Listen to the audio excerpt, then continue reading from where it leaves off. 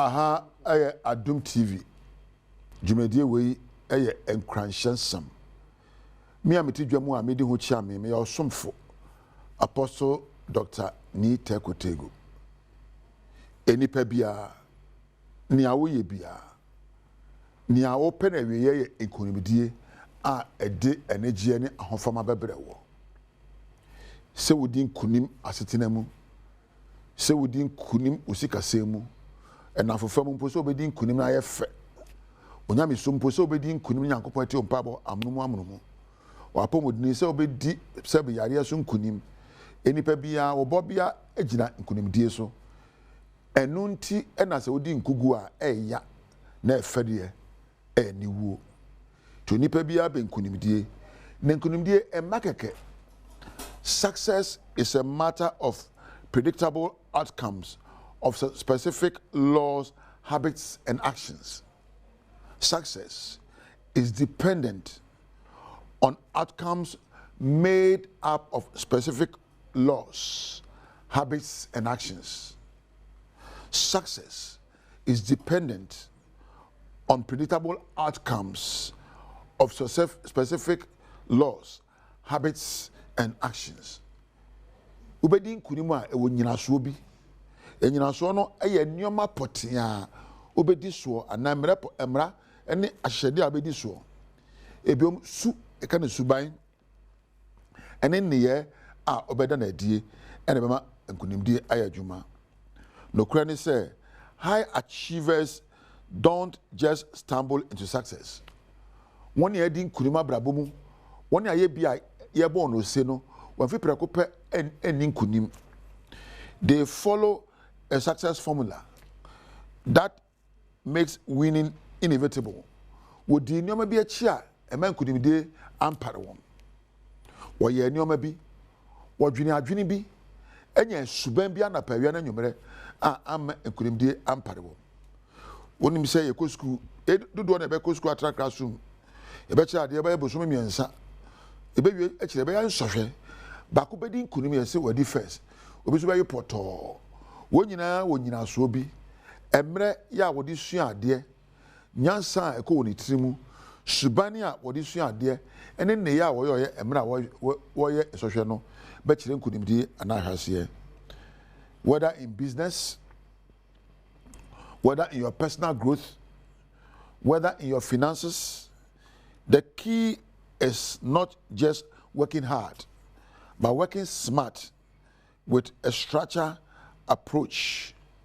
Se wajumemu, wawariemu, usikasemu, wapomudnimu, wadisuemu, unyamisumu, enye nkunya, enye opebi, enye nyinaso ni shishebi, a esefate dimu, a ewa fapimwa, ni nyinaso no, eye empo suban adwene ene niye kasa akora ka ho ene empo woni a woni ombo ko shata free. Success also is dependent upon your associations and the mentors you follow. Woni a wo hwe woni suban no abrabo a wodi wona chiri ebe chire nkunimdie. According to James Clear, success is not about massive actions but rather the compounding effect of small, consistent habits. Success is not about massive actions, but rather the compounding effect of small, consistent habits. Nyome bi wa oye nkakra ebi anopa be sore be no nsia say mame na kakra ebo no nso ma sore a habit e na ofom no enche bi afi ebo no nsia bi a we be fi say so sore no nso na be sore ebia na wapia kwa bontene o me mfrɛ me yira na pɛ mame nyima me obande onim sɛ me okromu ebe subane yanka wo semre kakra sa anyoma nketinkiti ebia na waye obi mfomso obi o me mpa ne cho on de ya ode boneche ode beche me eye suban bi na woda na adie eno nti ye kan kunimdie abrabomu a akwana sɛ nyina so no egyina suban nketinkiti a ye boa no na nye sɛ wo bom prakopa ye bibie empani sɛ so free prekope tu sia moja na eba abrabo nyina so ye nneoma nketinkiti eta eda na die suban nketinkiti eda na die wa abrabo mu ya wade mu ya de sua mu ya sikasɛm mu ya dwuma mu ene nyame so mu ene eka bo mu a ema yenkonimdie me mpa abo ne sɛ onyame bema onyansa betwa na muntuo abeda suban ketenkete adi na aka bo mu ade nkonimdie abrɛ wa akwanansa nyina so sɛ be ya wade be efe usikasɛm so be hia sabi subane unkita hodi ahodo onyame som emwa abrabo atrase ene nkonimdie so amenya ha na me fa nkra kase nko production room me fa enhira kase nkoma kwadwo Richmond mona praso ni ba ofimi kromo na akọ ni krom na Thomas ni ade ono ganyo bi ne bona benchon Sarah eja we be kampadu ena mpanimfo amugu production munya me nhira mo me ba sound a osmosis na pamfo ena Frank ne obi o bia MCR lighting floor ena empo camera Thomas be you free back di obo ye ma me kai dan kwa ma fa cha me owura ono so e wo ha oboye wo a onya mre hwe me de enya firi ni mfiri a badwam e ba koso ne sa twen ahofe ba efe ma kwata makro e ba mirinya meja Yada se amu achibie mu akwa ba Adom TV Badwam so Apostle Dr. Ni Tekotego yada se ni nkranhyen sam de edu so no e Badwam kase sam no ne etodwa wo mu bi eni eno avet na ekoso kokuma wo mu yi won ho frem eno ne nsem bi na no pay yede bro Adom TV Badwam kase hweyan live or Facebook/Adom TV extra go TV 119 DSTV 280 oko YouTube search Adom TV 2 na kwa adomonline.com ensemi ne nsemafofuo bi ewo ho Majoy Trish ontadi bakudi Frederick Opticals enso hwemeni no aboho bai Maureen achepone ne kama amame bididi afia amankwa tamaklo afia ni dem yentie nsem no chimu enra vetina na ekoso yehwe ni mo say acting chief justice Ghana emu ombetoto no ano no yade no wi akire kokuma wo mrahwe bejafie mu esori free ho emu nsem eni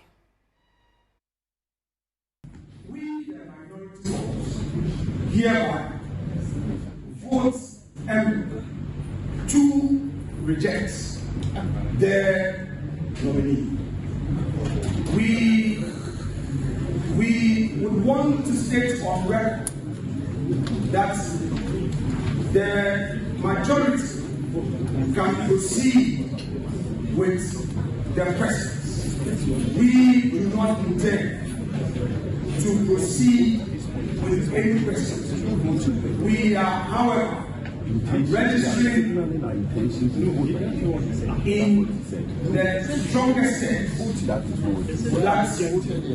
we reject the nomination, and the records should reflect that the report of this committee be a majority report.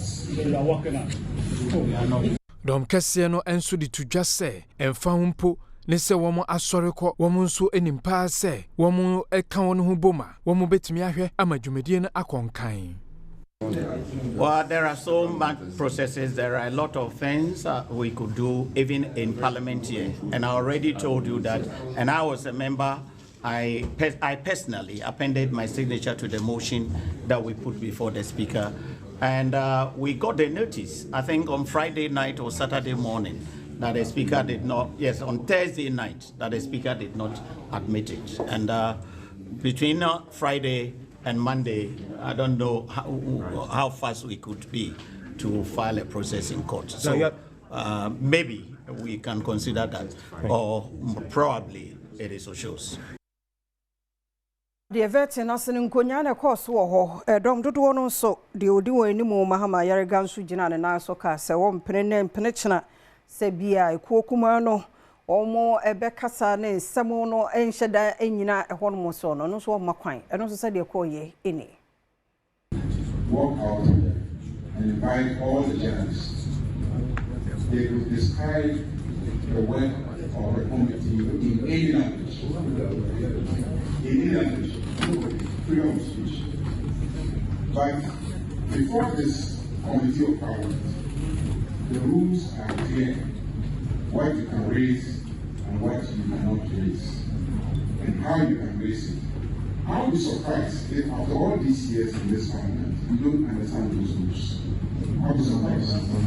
Yes, I thank you for Philip because he has told me that I am here deliberately to obstruct the minority. What do you say about that? To describe my conduct here as deliberately obstructing the minority. I'm trying to keep you to the rules. Opinion no da dom ketwana no signed in semfufo say etudwa. Work. How he conducted his work. You are saying that the committee conducted its work in an opaque manner. That's what you're saying. In darkness, that's what you're saying. And then the outcome of their work is a tourist of justice. That's what I'm saying. And you are not in court challenging the conduct of the committee. You are as president in court challenging the conduct of the committee. You know the rules in the constitution regarding the work of the proceedings. You haven't shown at any stage that the rules in the constitution governing the work of the committee have been breached in any way. How can you come and sit here and describe the work as opaque, travesty of justice, and improper removal, and expect you to sit here and allow you to do that? You are clearly violating the rules.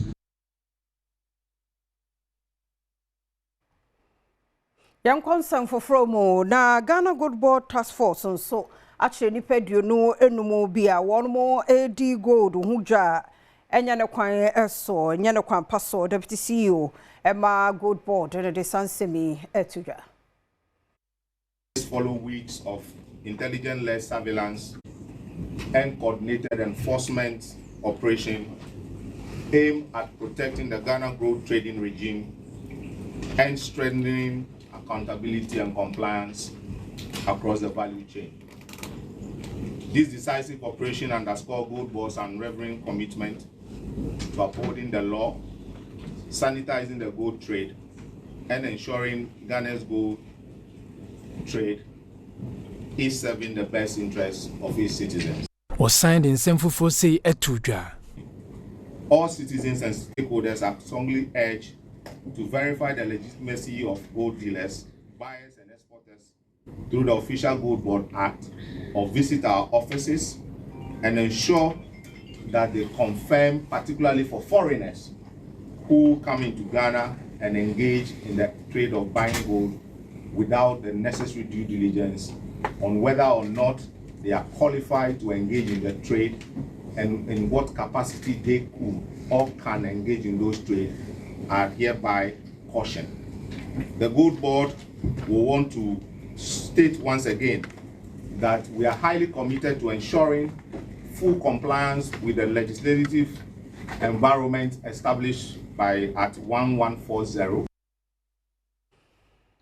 National anti illegal miners galamsey foi on say ati won ko no na no kwasiara on yade ohini bia ne din ene nana oje ahoho berima enum ya yese ono na ye dokochina ehene on mo kire no nana so on makwan na matak force foi wo munyo won adwuma na owura bia on suso say galamsey no wato mun tentan pa no ma kwan mo nche no ne din de asenso kwabena ya yeso wo besia se wo ayensua no nansi mo e wo poye mantemu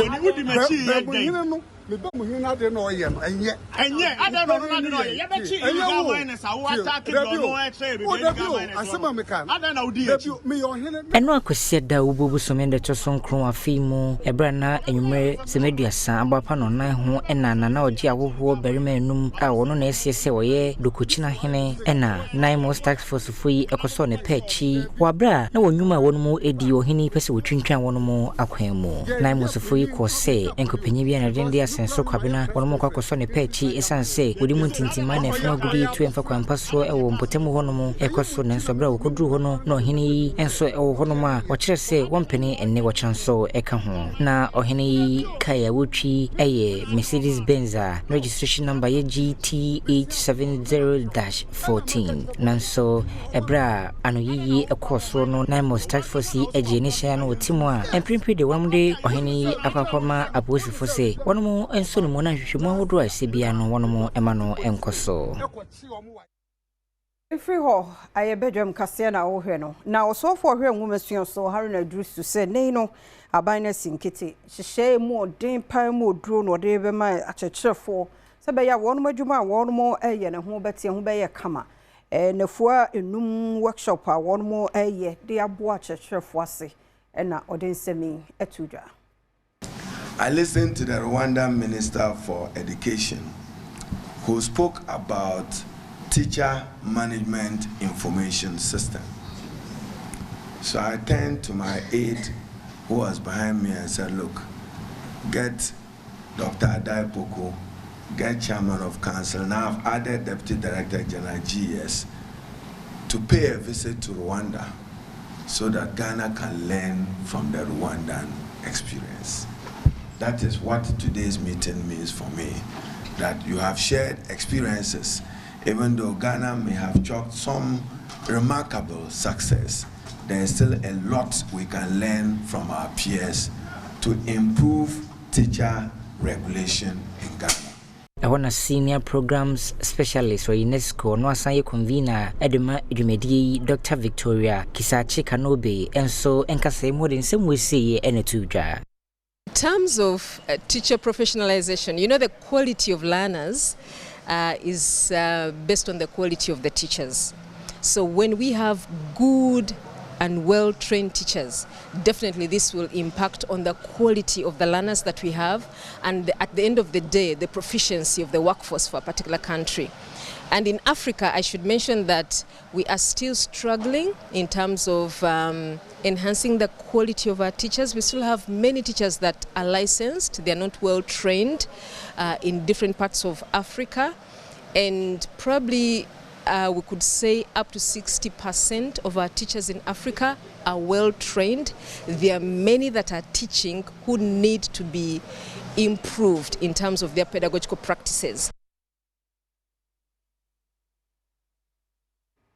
Mienya no so na Adom TV Badwam kase no yemfansi aseda ya odi a umre no adaje a odi ma yenti adaroma afei ni ede sports no the bonkrata ne Adom online to so ne health tips no enso de amount malnutrition sen ne bitua ede na de bani na ebeka ho asem 5 minutes aha nti no ano no na said the Wunimono, the whole week, dear, show me your modia. Adom TV in the mamo. We say, a more mamma ya bear #1 Akan TV station. The Damasi Papa, in your bema, I could see in Siam Boating. Radiadom and Quania, who don't know sending Natiasi. Tibra kwesi ano payment yawe. Istefi am Joso. Na bia boko. Nyamena adom na nso e. Ah, dom no a. Ye de Nyankopon na se adom no #1 yes. Say. Yeah. And as you say anyamo omo ana em say no comment. Yeah, to week. Enu am so omo frɛ ya se. Omo frɛ. Ye yi omo frɛ. Munam se da bi. Enu abie ne o se ye di siwo na ye de das ye pa. So mu se enu amaso ni emie fun am omo nya bo apayo ba ne o se do mo se ye pa tiram so benya kwan no so do bi ase no so akamfo man kasa ho se ye so so aya de se o ma boy ma Adom TV aye your #1 Akan TV station in Ghana yeah da mo ase yem so e ma me ne me papa ai eja I'm saying no more enjoy him pa oh yeah see hey na ni akwesi that say hey Eric I say multimedia for mo e fe pa o Eric say the wadi sha kwesi na am say da ka no kro mo fu na ya kakaka na say o say dey o say o mo ho ya fe na am say na o ka ho fe mo na am say ampa o mo hu dia ya fe because o mo yire no mo hwe o mo ye e na o mo nua ba so me tete wo me monitor wo mo pa nsuo na so o mo nom e the multimedia say ya ba be check yen obi ankoye multimedia for me come obi ate because nyame animu ni nya adwuma bia no mo yese yo but multimedia we me see ya check ya adwuma nyina o enti there is no doubt to say ya be Akan #1 Akan TV station ya share your health mu and na ya see ya be check your cholesterol no me ade nyina dokro side is nya me see obi ankoye pen and no biti social no so no kasa na hey ya had your health there #1 edam penifo akoma so ti empenifo ana pay boy mu chia mo edam ase minim se Thomas ko akoye yese mo ye ni dio me se mamu ni di na in fact wo di kura 8 hours later kura betimi aye kwasi wo di ade ne mail mo send wo mo se biye ni di nti wo di akwasi mail ni minim boys ni bia ba no pay ya ebi yes enchire de wa chire yes mamu ni di mo reserve wo da mo ko anti Jane famous alice wo ye wi a betimi akodidi nti wo da mo ye no nso flash yes na mo sa kan bibi se enra no em se by 7 ne adidi awi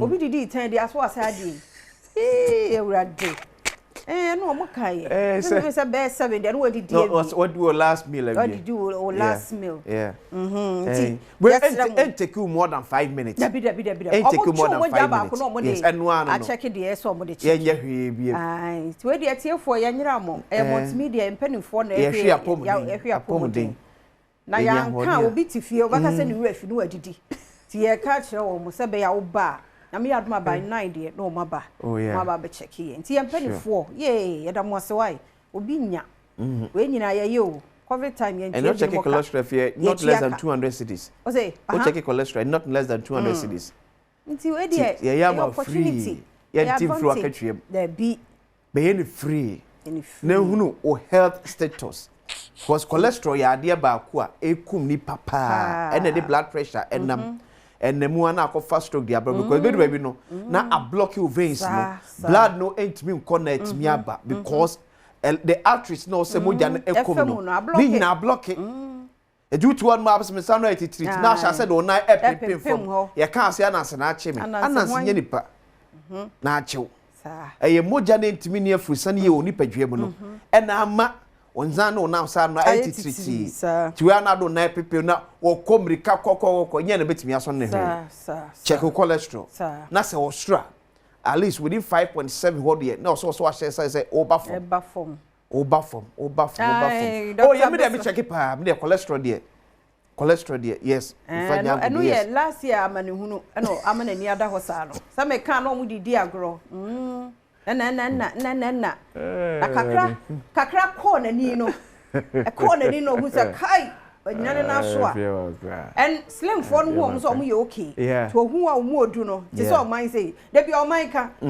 asi Dominic eya no se me so mo be ko be bana kisi dia na brodom ayi kwabnadi but enye weight no but no so uyo bia un tampe exercise or so te ennuane aye cheso strategy no ne ade no uyo bia ompe exercise because the cholesterol is supposed to be burnt through exercise but to be one ma exercise no mpe it will also making sure say a kind of ennuane abedi so no enko pile up cholesterol tu ko to say obi di fries bebra say di ba ko da bia no ogina gym to da bia make kan o bene ne sa but anu so na make de asiso ne say ye topic bi nkwa hia burning or say quenching the fire so on say onim say de bi ogina gym ti no odigu so and so ye o say wo odigu so na yes how the pressure everybody so and so ye ti na omo ko jogging e be wi akire no asa be ta ho ne mutuo ne nsane ade no na je say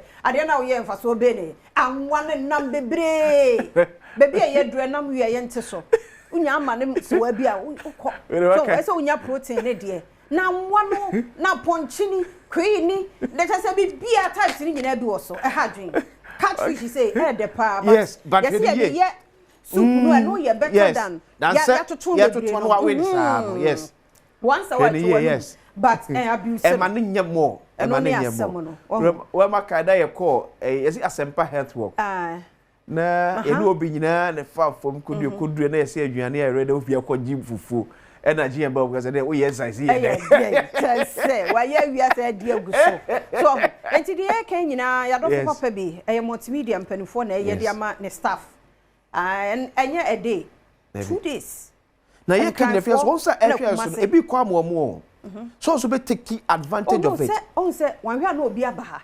yeah wan hwa na obi afaka so afaka ma why esremo afaka ma esremo ti anu ti na we multimedia adwafo na wakasa so ofie so a yem say e quarterly and I'm so checking your cholesterol yes checking it 10 times and yes ebo so bia no ko just doctor pa check cholesterol o ko so doctor kuta history check ma ono a odigu mu se no na obeya check ne sa no so but the agent sa every quarterly bia no Fancy be so on the side. Fancy be so.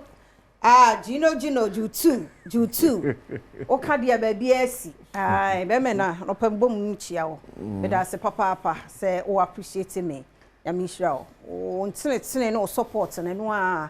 Na me digina musa no kremum wo de waya de wo no maame ya no come with wasa no come with wasa madam wasa wate ya me hira mo pa no ano no ye modin bo mo amu ni mo ho agwese papa de aha nyame adom bibi e fine na mo so e nyame adom agwese papa na no kwese da ko Accra Sports Stadium ni bi da bi wanti mi anko ba sa wa highlight na me ne di nkomo nti nim se wanti mi anko ba unya highlight ni bi hwe of course na me follow baby am obi a me pato has of goal na eye clean goal Derby na nye goal okay because na ya offside okay you know na ya offside the referee from do say the original park no so I go say that the other side so they say na flag was so dada okay na referee abona ben so dada before bobo no cry to atenem okay in any case kra nanka there's no debate kra bi aba ben kra dada aben de kwa de be so ben na chi bi anka yeah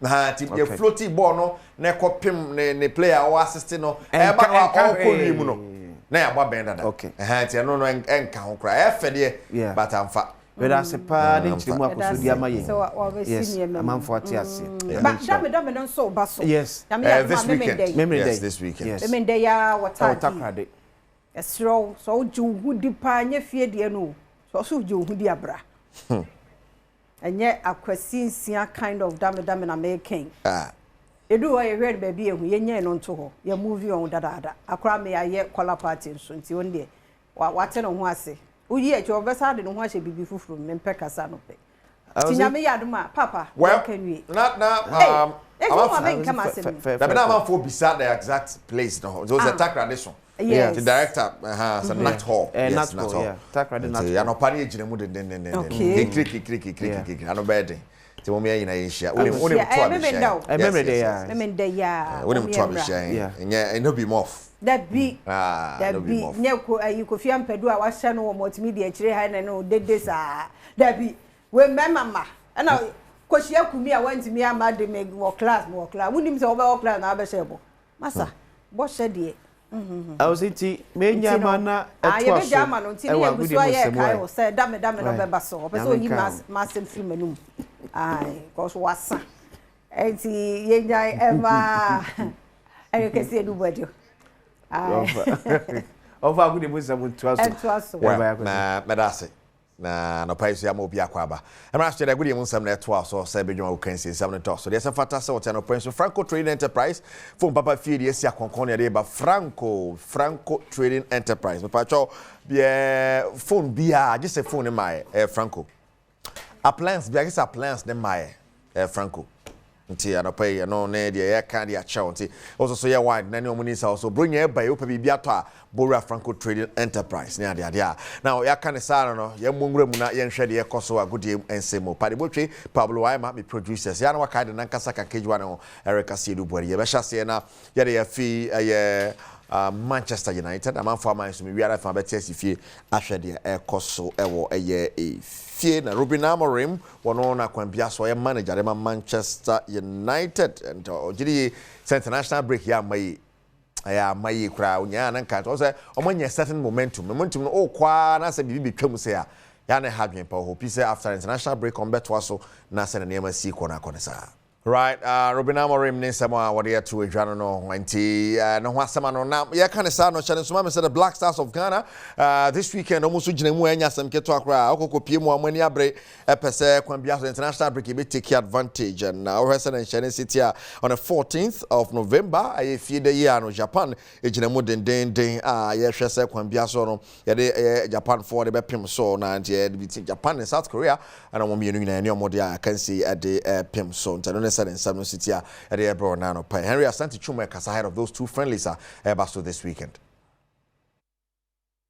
I think that as much as possible the coach would like to continue his rebuilding exercise by keeping a core of the team. It helps in team bonding, team building, consistency as well. And from now to June, is quite a long time in football, but unfortunately we do not have too many games, to test ourselves. Because after this window, the only official or formal international window will be next year March, and that's quite a long time. And then after that, we may not play again until the 2 weeks leading to the tournament. So as much as possible, you would like to keep the core of the team together. Right, and so I know that some are ready to stretch him. So the core of the team, they be make his trip. We already be started calling the local players. I'm going to take a step into camp, and I know the few by the one some so but I can say I'm Ghana na 20 man the no yanko head wafu zombie and 20 girls cup na cause Ghana defending champions and Endra Ghana as original nanso waka bogu muchuni over Benin erase last game in Nigeria and the pem such as Samson on their coach the princesses after and win on in some year. Coming back from a loss with Nigeria, and we got it. Unfortunately, the game was through different emotions and things like that. But at the end, we got a win, and the girls showed good character, and that I was impressed with. Yes, this has been a really good tournament for us. Our girls needed games like this to develop. That we are very grateful for. If I could say anything at all that gives Nigeria a little bit of edge over us is the games we played them comes after we have played a game where they have rested. So definitely it gives them a bit of advantage. We did that in the beginning, so I thought maybe it would have been different when we meet them again. But now we meet them again after playing a game. Of course, that gives them a bit of advantage, but we've lost with them against them the first game. Definitely, we are also out to win against them too. Wow, I say another Coach Charles Sampson, on your coach the Princesses, what you two say the final game, and I say the game against Nigeria. No, TBC Ako. So 3 countries neighbor to all play or boy home Bobian, Munu, near Hesenia, about corner. I heard your badges are cap on the other Finia. Now, you can't say you and Queen over the weekend. The game of beer can want some that game has a vote and Matema Kumas and a Korokore Pim. So, Banawi and Akotoko at the kind say bacha her na donzo go no an ekitemwa yede apon bibrenana show my dream on coach di Dramani or head coach at the Mato folk ne some say well almost anye na go ni go ochitanye go fans adwane it is time to move on. There are more games to play anyway any game e so mo da ho susa. The referee is the moderator of the session and so we have our limitations in terms of interpretations of the laws of the game. We can always continuously play and make the right decisions in key moments. And so I would say that the game is over. Let's pick the lessons. We envisage the challenges in the game and in our team.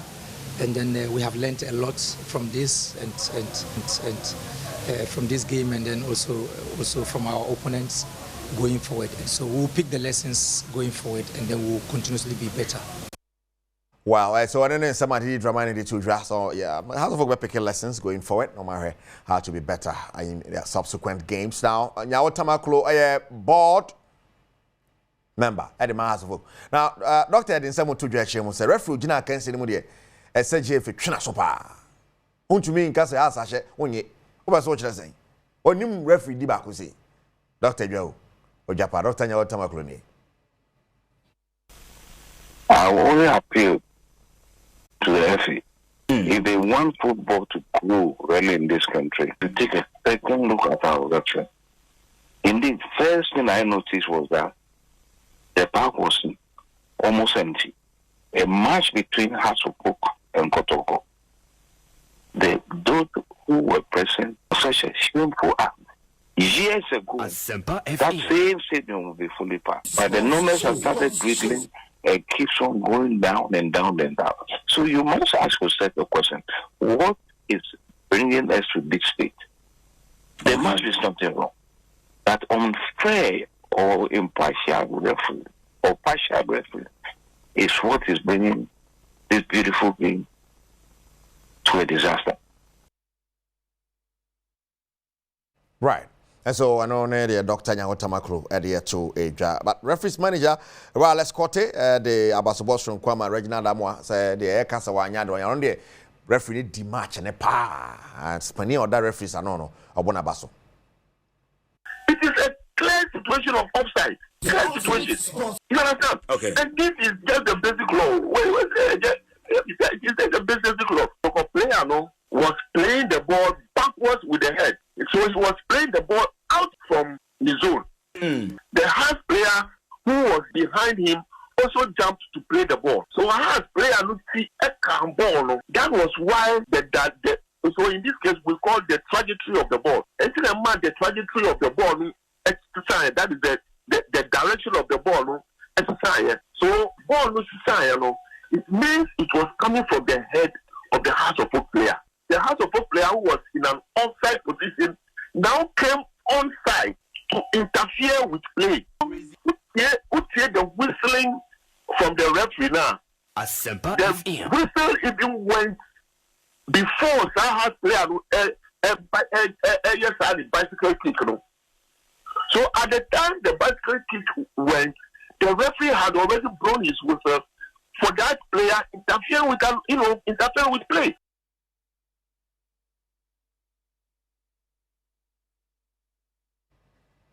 Right, referees manager name somebody to John Obo referee na baso so ya de pa ne ade but you be cause game anymore shortly. Minia Evans Kwablansa point joining me by sharing some reports coming in. A few players from Miss Black Stars friendly games are here born this weekend. Jordan Ayew, Alex Ajiku, Thomas Partey, Fatal Shaku, Joseph Pencil, Omunginano, Omuntumi, Emma, Emesia Kanibi, and Tiere, say Coach Otuado, a better replacement near the aqua. And early on, okay, say now the PRO of the Ghana Football Association, HM, said the core of the team, Eba Costa friendly CB. Now, so one more Bombardier call for no Jordan, Alexander Jiku, Thomas Partey, the Moon Naya call. A call in Hodia, I'm selective for him Beko count. Na ya tumi akwa hwe na ne ma tumi akoye kama pa ne ade kwamna kwaba bibi akoye nyankopon na ma weekend of controversy out of vogue ya share ye nyi wan ne aye bebre ne ade yen kan nyina mbom ne ade na yen hwe how super clash ne the level of play, standard of play and be bia come ba kan say. Well, Eriko, nanu kwesi ada na the 119th match our league in between Asante Koroko, one money Hearts of Folk, the most the two most glamorous clubs, the greater clubs, almost Asia. Now we're more ahead of the game. Now the 118 times or honey do watch and Predodo Medican Shiano. Now House of Folk are winning more Ediasan watch 38, Kotoko are winning 40, and I'm a patch of 40 aqua draws. And now so we check the last 5 matches I have. The last time House of Folk ATB every needed here, Koroko, no across Accra Sports Stadium. Omo etimi ewini di omo home game nimu. Since that time, the last 4 matches ahead of this game, na Bobo kom di Kotoko msa eda House of Folk for one so and so check grandpa the last time on boy high last season no ekwe goalless draw abra na Watara and another head coach Eddie Maumo. So ahead of this game, na yetimenya Didi Dramani so be PM House of Folk. Now wetimenya about 2 matches against Kotoko. 2-1 in the President Cup in a win for Eye Kotoko, and then the Gakato for Elko and 2-0 in the favor of House of Folk. No, now man for a Senka House of Folk this time on Beto Omo. Ahead of this game once again, now Kotoko Lusu game in the 5 matches are no mabo House of Folk no mabo 8 matches. No munya Lusu be. Oma winning 4 and no draw 4. But Eriko, no mufie ankasa awo the Accra Sports Stadium no mo de morning ko ye. As I say in the 4 matches are no mabo no na 1 win pe and no manya 3 draws and then apimu awo the Accra Sports Stadium. So we check the publicity and quite for promote game now. Indeed it was spot on. You said this time the Super Clash no your team promote ni ye yama and they said the influencers and no more sabi about social media o me so e wa hoden ho kakra no wo nyina e push ye former players ni boya ekoye. Now uko game na nkasa. No question say the 2 teams no coaches must Didi Dramani for Air House of Folk, Karim Zito for Koroko, throwing the best of the Arsenals. I bet Amwa is no more there. Was 2 goals this season and Kotoko in the league. Kwampoku Epra. So ahead of this game now Kotoko in terms of the striking department. Nia Obeton Tinandia Mono, Nia Wakwa in Kakra. Peter Midu Aqua amount 2 goals. Hubert Joey met for the amount 2 goals. But Uncle Pemuso House of Folk. And for only the new players or Mababa Hamza Isa Hono. One so money ko ye many more. Eti oko game we mu no na ma only we am 2 goals.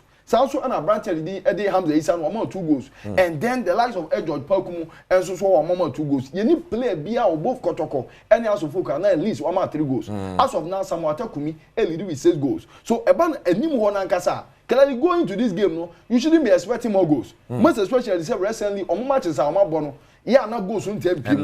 with a Gaka top for crown, a ungo big crown is PM, Emma Goodbye. So, we check the material from Kamara for Koroko, Lord Amwa, Patrick Asiedu, Unya Samba, any Abrante friends, Henry Kwame Nsu, Hilary Atabo Estati, El Copiemo anymore. All these players put together, Copiemo House of Folk, Benjamin Asari. And ahead of this game, about 7 matches out of the 8 and a half abo. And then with the experience in Bibiano, you were expecting House of Folk in terms of the defense. They are one of the best side. I ban away record so good no. Now combat about more than equipe clean sheet. But unfortunately, Nadia Koye. Don't forget Sir Benjamin Asari ahead of this game. No about 4 matches at the Tia Kotoko. 2 Great Olympics and 2 against between Omone Kotoko House of Folk. Now Nina Musuno now lose only 1 match ahead of this game. But for now, we team up Bombardier Sakwa Kolusu, a bio editia Korokwa, while conceding a second goal, Elho, and Nadia Boy. To me, penalty nearby. No question, Mr. House of Folk. One more player, Yaman Kwabefi. Oh, yeah. Or no, near Quam from Sono. Can you imagine? Player not there was no need, San and Kobe, about Coban and 90. Saturday now, Waka so far as a player, no 18-year box in Mono. Referee Reginald Collins Amwa, ahead of this game, no, I did 3 matches between Kotokoni House. 2023-2024, Kotoko Baba winning here, and so Accra Sports Stadium. No, the result was 3-2 for Kotoko. President Cup, yes, President Cup 2-1. No, I body share His Excellency John Dramani Mahama and Munyamno.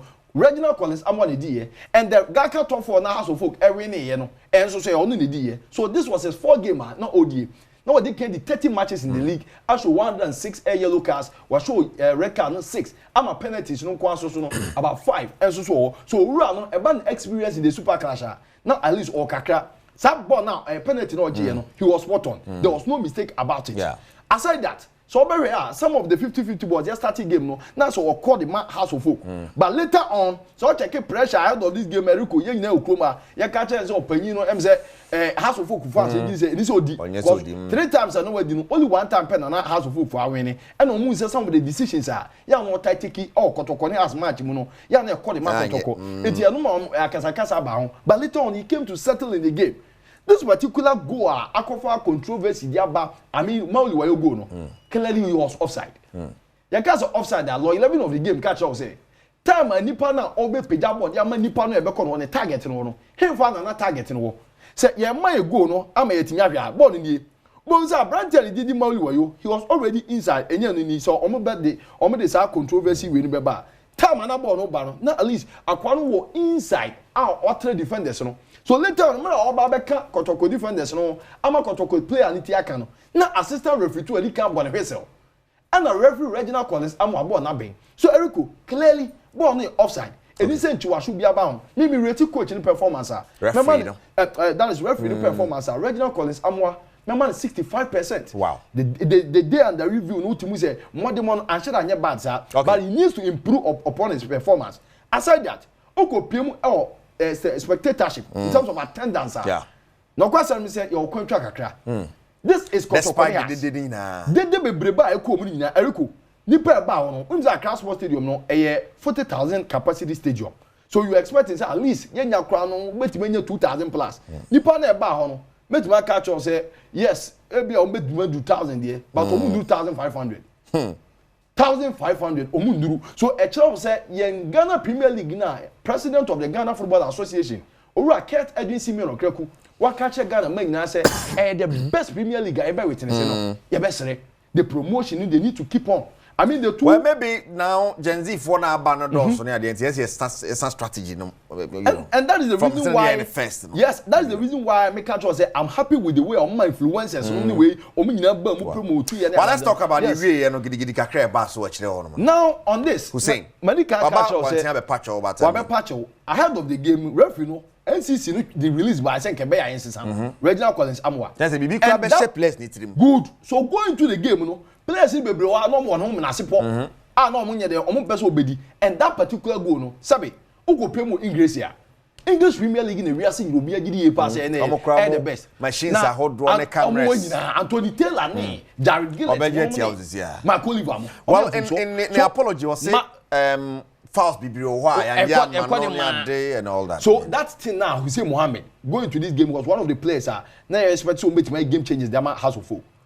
I think that it was unprofessional on the side. It's so all call referees to player. He's been charged. Generous a charge in the Because as folks so you charge you more. So much control more support and that's supporters to Tonyama about Park. So we wait to see what happens. House of Folk management number so. On the NCC the release by say referee na there na even on chairman Yusuf Abdullahi and I on my handle near there. But when release now the club House of Folk and Casa management there bana. They've accepted their fault. On my to me say no more be why course so. And say near Hussein Mohammed a player of his caliber in the future look brighter. He's not supposed to be involved in such inaction. I didn't know why Uncle Team Paifono, well, so moving forward, it should be a lesson for overall every club. Rated the whole game, I bear saying. I think percentage wise, you know, game, you know, make us say 40%. It couldn't live up to the billing. 40% is new. 40% because in Ghana Premier League, you know, my cultural attendance, a banner, the kind of euphoria. Okay, standard of play, maybe be able euphoria. Oh, not good, but no more excellent, you know. Some ways I can say good, but the KG game on my boy, and should I the kind of gamer who expects tactically on the mind. So I think yes, we need improvement. Our game when I have Coach Karim Zito for now. We managed 12 games for Asante Koroko. Our winning 7. Or 4 draws and just a defeat in the Ghana Premier League. Right. We expect him say for now, only the only team unbeaten.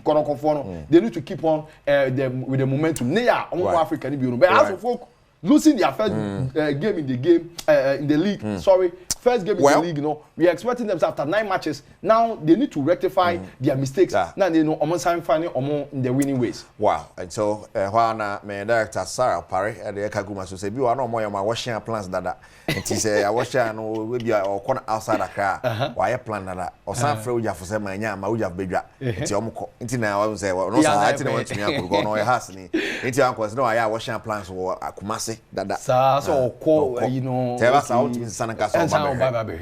But I think we need to be involved everybody. Yes. The league na e bono. A young say product. Most definitely. Say you bring your players a mama ko 2026 World Cup from the local league. Abra clubs and benefit here. We need to patronize. Well, Kwame that's the morning here. Kwame will be back once a while in the morning. Yeah, some of these things. When them say international break in Edo, so matches never Africa playoff no so. But you better know before the playoff this week. It's Shane so Nigeria beat my qualify and also it's me qualify. Yeah, boss our playoff for not them. But Ghana they so we qualify baby Nokia, Samsung, iPhone, Bobo phone. Yes, the phone in my the type. Franco Trading Enterprise. Our plans in this is say papa ning now Franco. Omo gasa kra omo TV, omo air condition. Nana papa no Franco Trading Enterprise. Enya sam keto. CCTV camera na any da house e kra 40% discount also go so cost. Bronya ba eti patwa o to ade na to papa preko. The F4 papa. Oh, na bibia tumi akoye ni ade na. Je number no 024 642 2338 024 642 2338 na 055 5939311 eno sane ho ensem esi tie ho eno abse do besi awie beba anwumre so beba Bernard Padi Botwe and Pablo Aima amo ayame producers that chese kwan bia so no ayere aba okay am se opia bibi sa de tum ma minti ma mehwe na memfa ngo mu fama Padi right Bernard Padi Botwe me producer de ba kwa miem o say happy birthday to my beloved mother Mrs. Juliana Abena Botwe. My prayers are that God grants you good health, grace, mercies, and long life. May you grow to see your grandchildren's children in Jesus' name. Nyameba Bernard Padi Botwe.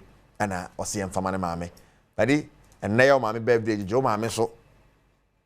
Joe Mame so. You. Right. Eti, when you come back, come Mr. and Mrs. But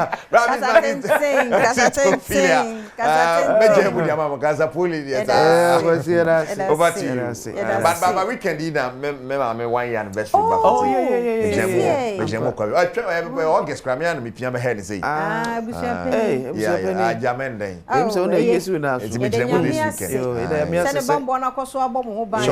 Na enu achi ne yente bone. Wacheche ere. Nti we dey Mr. Buadi by this time dey kwa mu abie. Asa. Me ameba na ma be sort things out for you. That's all pay on one. Yeah, so me go be odun do nya young. O man from kakra fast say ka 1 year is okay. Hey, mama mo ano. I see. Boy. Any me name Ophelia me nyame adom ho ye. Yes, nyame adom. Any do shentam no dey say. I na shentam Ernest. Ernest. Ernest. Nyame koso anya mo bambofo. Onya mo na. Fantastic. Na mo papa nso etachiri. Fantastic. Onkafra. That's it. Enti ensa mo obi achi biem na mo akwaba. Kai national so sa ha ye wo number 1 account TV station. Adom TV. Ti achiachi amu nyina tichu no wa fei na wo de wa fidie no ato ha no. Ya hyase dada.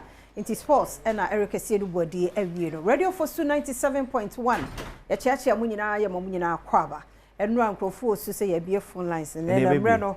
Ya nyame ya do bebie. Inti no ma yen hyase kwasi wadaro ma kwan bia. Ya kwa adomonline.com na nsema wa ha ni enura committee na yete yes wonye nhwehwemu mfa si August. Ewe muhye na etehwe ye no wode won report na koma national security. Ese mampani wonmo edi hu nkomo. Enne yenso se Ghana for no yebete nia ewo sansem no emunti hu foni ne ho nsem. Kwa adomonline.com sansem no ewo ho. Afei chief justice ya nominate na no call vetting no wode ato just say nyame ya dom na se 2 million de ema ne nsem de obehwesa atentene ne no kredie prepare ye bekoso enye obi enimobi ana obi wosikanti na mra na fa no ho da bi obehwesa prepare ye ne no kredie nso ebetumi akọ so sanso na justice Paul Bafuboni ya wono ya nominate no chief justice Walker Sabiemu wo kire se ebi mo keka se 2013 election petition no wotoma then mampani otisu John Dramani Mahama ntinene waye ni favor dey chief justice na mano no se no kure bi anim da bi entesa nti no so ho asa obadomonline.com no so ewa ha ye nyina yesu yehu ye de atudwa dada senura kokuma wo ma so be de fie mu no omo sorry free vetting no ase omo no se case bi wo ho wo se ewie ni die e de niam bi a yen kanwie ye nti omo tena mu nye nti no so omo sorry no ne sama hodo bi obadomonline.com no so ewa ni mu ha. Okay, yen call da bokata na fie na e ma se awoda. Mami Laurentia esi Dazi. We da na uka urefi unim sa. Yes say. Urefi. Me refi say ekutam wo ha no my say sabre na me ye. Sabre no asore. Sabre no asore. Eti anti esi. And then when you're 76 years. Wow. I wish you happy birthday in tea-free. Uma wonana nom. Once nyina. Yes, I wish you happy birthday. Happy birthday to you. Oh, happy birthday to you. Happy birthday. Happy birthday. Happy birthday to you, Mami Esi. May God bless you now. May God bless you now. Oh, may God bless you now. May God bless you now. Hooray!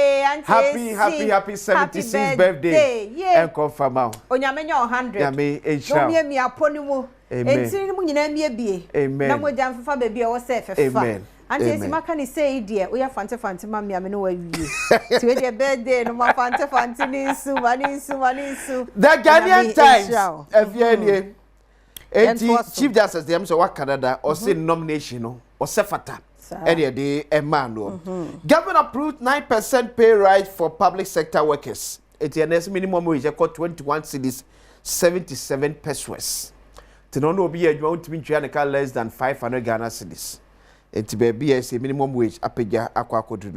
Don't fear losing vote. Be decisive against Galamsey. It's the Asante National Culture a buying. Some man I dream quietness or fighting Galamsey be lose election, and as I do be jai. so ma saa asem ne edi ne tim dem de ne galam say ko ne nyai enkonkosi aga Ghanaian Times the Wakata enom Daily Graphic Student Loan Trust Fund increases student loan by 50%. Tesike de ma additional force bosia bof amfanyi obdusua no yesi atum ahom chimbe se adwunum to cost student loan trust fund that's the first oje 1000 obetimi ade 1005 e de akwakobo obra ato obdusua esom. Nation's oil industry facing sharp decline. Energy Minister wants. It is Ghana ya fem go na federal sotiana eti eba. Sotiana eti edeba. Court will serve all fairly. Justice Badwam so na so nyakwanya se obesum Ghana se Chief Justice obekoso akabiem se ye court no e de atentrene e na bedi na dwumadie. Daily Graphic the Bokata enso enodom. The Chronicle the Bokata enso eniem. No nonsense. IGP closes down a police station in Volta region after violent attack on officers.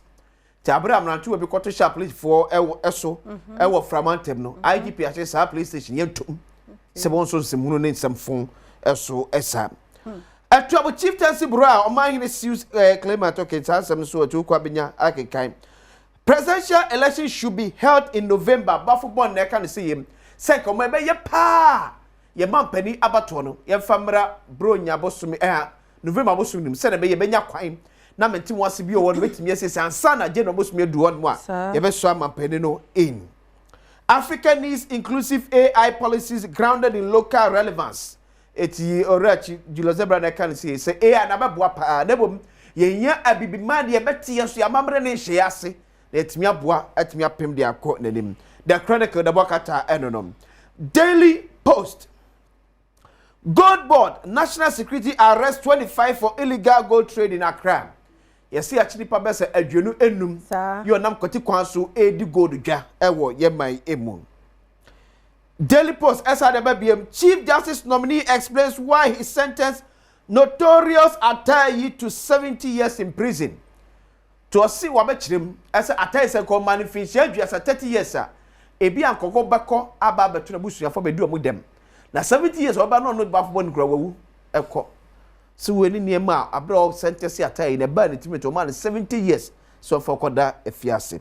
Daily Post eno Daily Guide the Bokata enso enien Minority boycott Chief Justice nominee amid drama teno abra ano tutu ene baba ya ekosu of vet na sense dom kuma ni mom so ma kire ma me sen etiase eno apa awes konaba ebi e kire final em say 3 ansana letimi a start na we kwasa mi se ka dom kuma kwasa tire mu kobesa abande ya na no odendodo ya na no odendodo wow kwari area no be ma no bibie no be san no wo ye dania mampede bondie no koso onye kromfo onye wudi ni ona afiase da wow enti no wo ye dania mampede be ma no ndi na ye trying to pump so much no moto so like na ye to so tina I'm sorry John so dey okay say at a point I'm go break because say so no so don so no break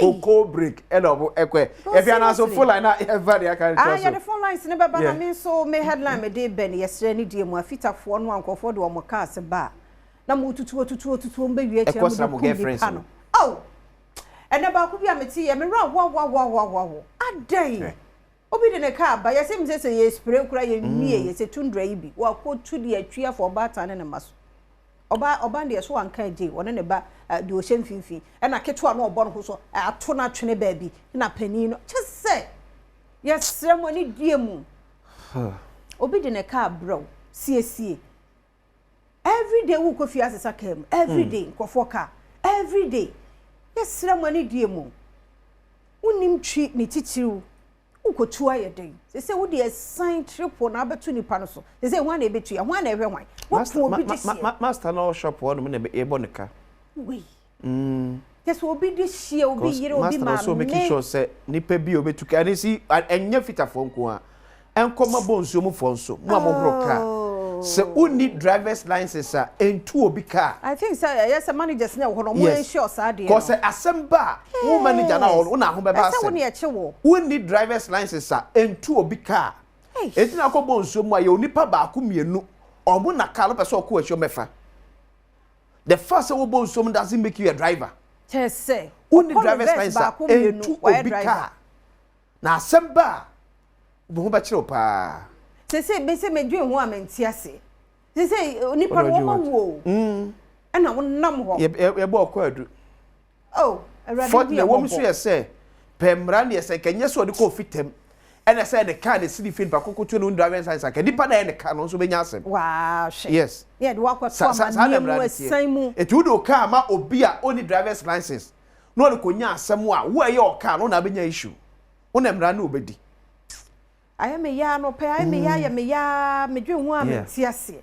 Me say omu gina kwan ho omu twam ka agina to free hin sra enkrachi he ya sipokua so sa amasama ho what the adwuro ba tan ne moba ne de eso wan kan je one ne middle akwada no kitwa no obo no so say say bo omu sa no obo no kwa hunti akotona twem anopa me ho mi ye me yesremo afene kwa wie yesa mumye hwie hu ye na mema na awrade atom nsem kakra akesesem na mutwi card say the mu ko race wo ye kwa so no yesremo ni de mu ne mu oya so o ma hu kura no a wo mapra asem no ko fade abrom o mapra si nipa corona fitting shop ne ne dia no 0302211702703703 madaroma okay akisime oba wo chia ba ko sebe ya ochina ba chia mienu na aboa ma afoforo no so aba akisime no peye mo ache mo akwaba akutia pa ni nyame adom se tafia masom eda se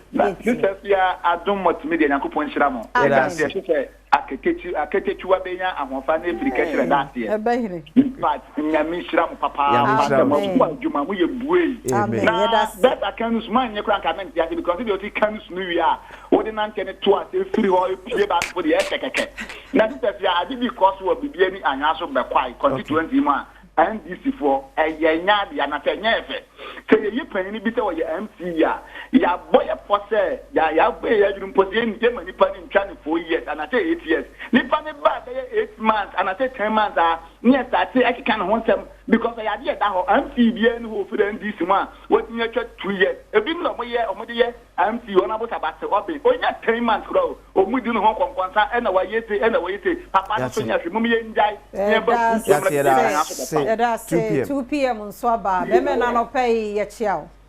Mejo so mini aba papa be oni akwasi na mo ho ye de. Ye ho ye pa 2 p.m. Kie me mayo ba masom. Se ene de mo sini pa ba ko pe o. Enti ene ma chia Dr. Mike Amufa Dankwa. Why? Na afia ene se de na hit na 2 p.m. hit na si aba no ho. E ma NDC regional chairman na kwasi kura pa ma chawo 7 yai. Ba mo di we ni be fa ma me were afo. Omo chika no obi ko huru ne car bo somfo no advice pa na model mom no se omunye obi a ono kuta license kasa ebi obi de ne car ba ono betu wo say ye parking ye say de ko si baby say ba on de akra na wo huru car no ono a obo che watina mu na watu share and wa ko pere obi ne obi ma me ne ba yo na ebi o so masre His Excellency Goodluck Obama, John Dramani Trump, Kwame Abebio Mahama. Say, ye ko December, ye best no, ye ko December mu. Drivers for no, digele woman and nim ko if you drink, don't drive. If you drive, don't drink. Ye chu bi no aboa, ye ten. Yeah, that's it. Kofi Tiny, ya no pay ye moache. Hello, Kofi. Hello. I'm watching your papa.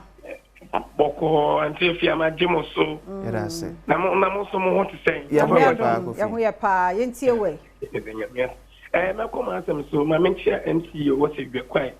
Any member was a bit quiet in a few Marcia Solia or Mubo MC Chidom, Momoya, Mamma be Piania and Rasquano.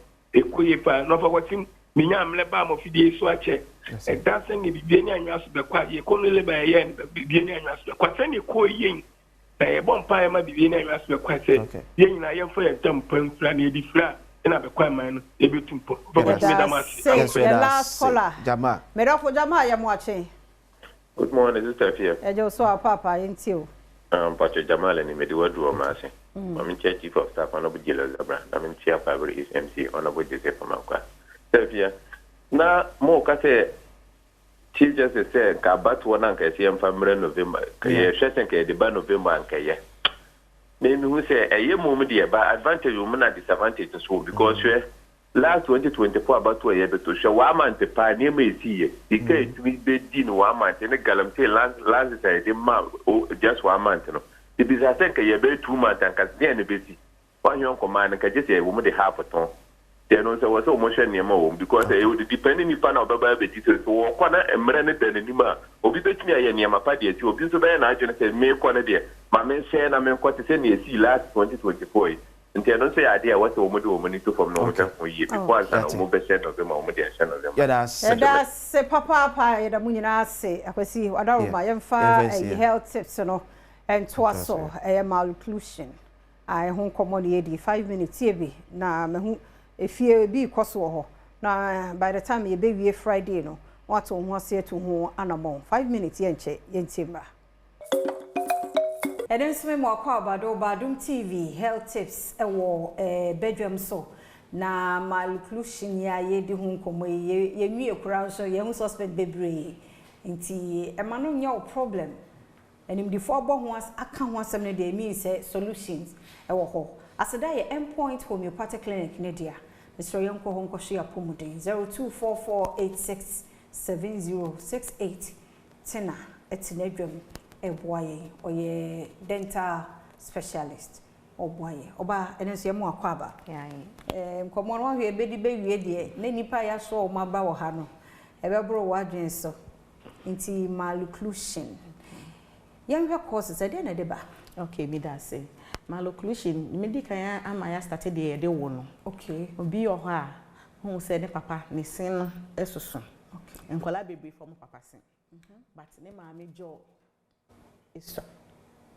nti sin no esu but jo na o de baaye no esu nti be hu say space no ense na start say more fight for space because obi e pe baby e de ne ho ahye nti de be ya ne say crowding na obo say sin na ka o say ka 4 pe na wa no 6 na ebi akọ enimu na ebi akọ eche obi so ho abi won say ebi afifi wo sino echi ebi so de na ba enimu obehwe top no bon say sin ebi hihye gam no eho those eno ye niema eya ye de wo obi ho so a ye frɛ no ne nkola ne de stre kiss me quick symbol glass sign niema no eya no normally no eya awo emu nsem na eya edeba ebi te say cleft palate nkola ne bi o ha obi onsi ewo wo no apai to the nose palate ni mo ache nti ama ese no entumi anhihye yie mane ye be fa wa ha no ahyase ne ye ma pacifier no say me ba no besu ha adwen nteso be fi na no no the pacifier she do pacifier is for a period okay say e bia oba de fa wo jo fa ne papa sen na already no occlusion no enye papa dada e na wasa ma ne pacifier no wa pushi ese no inimu no ama na ba wow another example pacifier to say ensa ye no nkwala omo nsa nti tembia ne nsa no ehye ho nti pushi ese especially esoro de no nti omo de tare ho nti na pushi eno no ama na aba enimu nti afi ni ti no nkwala de no betutu ampanifo de no ebeba no na pushi budget na be enimu omo no omo ketre ma ne nsoso no bebre na ne si no ebe hihye awie no na ekwan ededem eda enimu ha na bebi ode ketre ma no ehye no oye se ketre ma temu no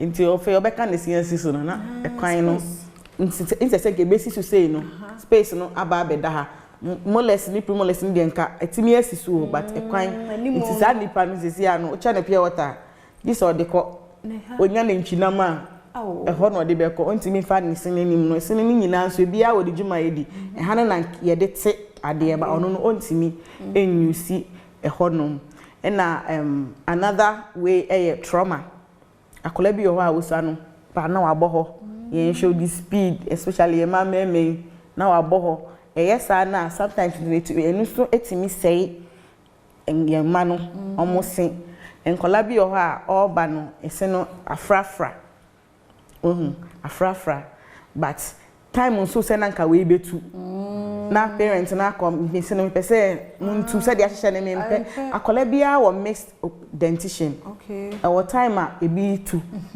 ebi so eba nti du satan no sense na hye tantantan okay ono ani mra esimu no ebeye obi yo ha obekọ onko dentist obekọ kwa akọ na yetutu esini bi efrim afi no baby o se ebi aso guide ebi mbehye no emba mbehye ho na afi ese no asay into these are some of the enema mal occlusion eba. Okay, wow. Nkwana bi kra for so tutu o musim. Eno so to me happen. Me third born of school bar no so. O se ne class obia se etu aka ono. Me sin tu ye entertain bia me ntu ne sema no. Inti se parents bi yo ha, omo de nkola ne ba se de ne ba ne sete no shape no kra ompe. Inti tu o explain ma no e wo wonim die ma de ono pe no wanye obekọ obi so ba jiska obeya ma because in Ghana mrem ni obi bi se patient right the patient no epe no ye ma no inti obi ba jiska obetu ama but ebe ha akola yemfa unsi ama wo number no ene na china nyambo ebetu aso pacho mi number ni 0243 728542 0243 728542. Yeda se ne so yesua de o china nyame ya adom ne ye won kwa ye nhia fra 0244867068 na wo prostate na ko check ya rebie hawadwen na ko check mididi afia amankwa tamaklo. Adom TV Badwam na ugu social no ya kai national so sa ha ya wo number 1 TV station Akan TV station yeda mo ase papa na wotwe mu nyina de ye show no yede mamo we say muntia when your client no yeda mo ase papa mo anhwe ye anki yentumi nya ti yeda mo ase ti fi na ekure de o pe baabi abo dewura Adom TV sa yebeso mo kama pe baabi etie nsem a tenie bia animu na bufuo bia animu nso a Adom TV Badwam yabra o pe baabi abeti apomuden hu komo papa na hu atumi atowa Adom TV edem kwahia ma oni sani awo mesrew enko baabi free na ekure health tips 5 minutes na awie umpe we na opede yada mo entertainment nso yade be mamo chese bibia bi social issues no ne ade ene ekura hwe rayuwa yede yenyi yimo obia yemo obia nso ene ne de ti yada mo se emamu nyina ache na nati wa no pe ho yede nimso oda ho na wo hwe mba ya misham papa bidi de afia amankwa tamaklo Tuesdays you drew say dia ye bohwi na ye ne Faith Homeopathic Clinic penifo adokotafo di nkombo omoboa ye mpani ye ba be cancer for infections and other conditions ahodo bi so because nya no nkwan no moye mama Faith anopay wote ye nka ye chia wo amisha pa madofo no pem mo wache ebi aboko de Dr. Reverend Kagambo ebi aye kama WH hoboko omo rep unofficial WH omo member wa ha no oya de wo ye ni na omo data according to WH ebe ba so wada o ti de am ko Dr. Abigail ho na ye share infections so no ni ade ni other conditions okay pacho ye da se bebre em say anope ye de nchia kese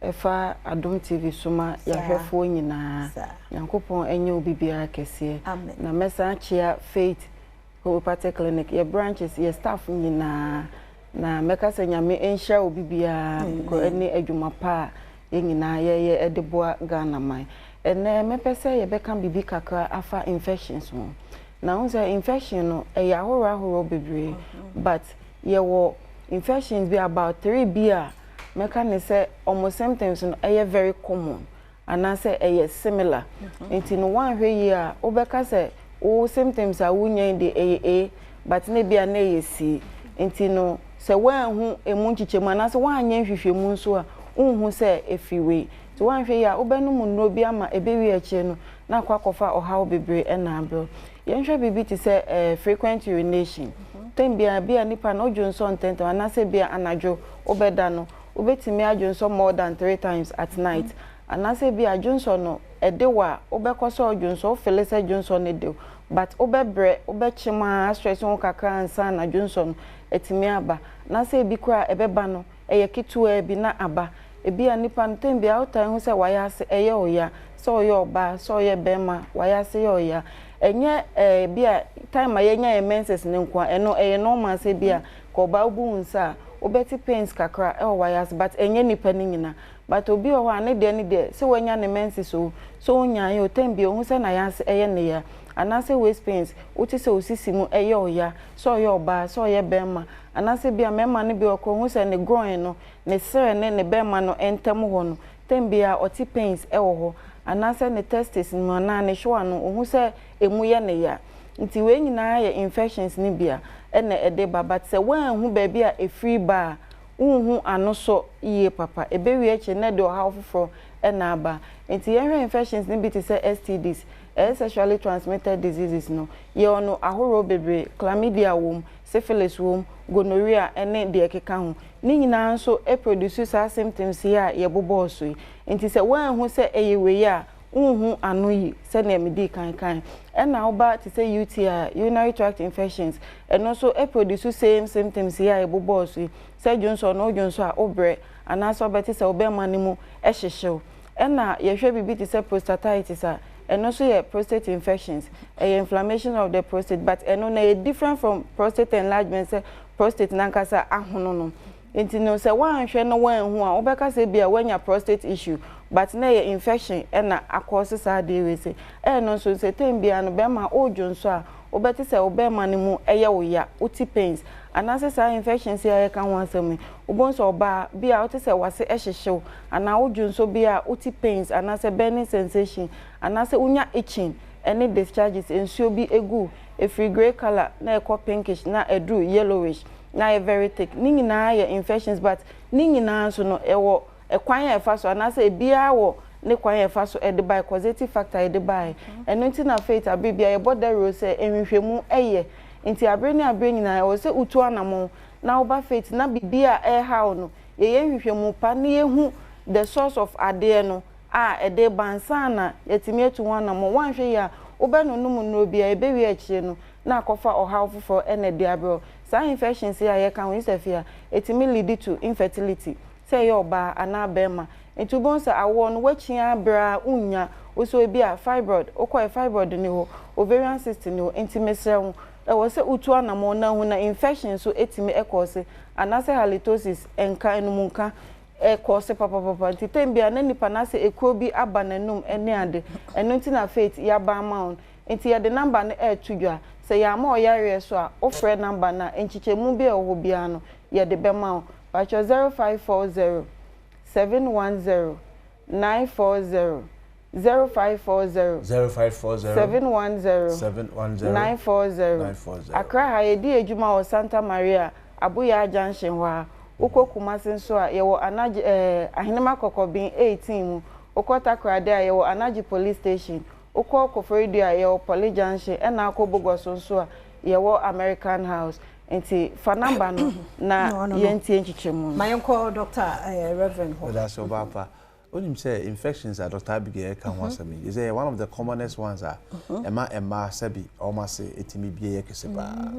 The latest one crash is a cause on comfort the nyoma concussions or normal the nyoma is but still say a gene ho a oye hwia enye eno nti yakofa conventional machine bi ediaba oye oba if vaginal steamer unya trans steamer no so infection bi e wo ho bia no enoa kele ni nyina it set it kwan so no anan na no mobile fufura ma ne transfer share so no eno na ya ye no abefu kwan so na kwan e fa so kele infection no ano odin obewie ho so na enioma moamoa ketewe se kama a chese nkofo de ji ade pa to your ba na wo hwe ya no pe ya Brafate homeopathic clinic never na side so na infection so you say es be tad headache ebapa asa headaches no ebitimi migraine ebitimi cluster headache and I been so etimi other headache I find a tension headache na any time bi obi benya tension headache na know the type of headache e ba e gina wo so che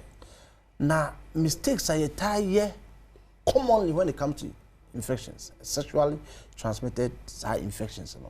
ya ne ye fere say ye be ko hospital krama doctor ko hu nti we cut corners so bon say o te say paye dro bi o ba bia na wakoto na ye no nom sa nioma no and solve problem misro Fabra Faith Homeopathic Clinic na ye ntu ade na se ye hwehwe ehudie ko fa bae na ednichiwade aka no o kate corners a enko ba bia be ma bia nya infection ama ne be ma na fon aye kete o so opon adwuma no kofi a na wato aduro no awe no anum so agu so obedu fi na ne be ma apagya no da koye adwuma but ne refi say saade na wo ye no wo di benya erection but of sperm quality no entimi boost no ena infection so ba a say sperm quality enye say your friend say erectile dysfunction kwa na de beba we are bound to so a yesro ebetimi affect ovaries na ma nkosu atomu na ya basa it is here to no corners no emwayen o Faith Homeopathic Clinic o be chef fidiem afidien be scan o 36 nerve endings ni na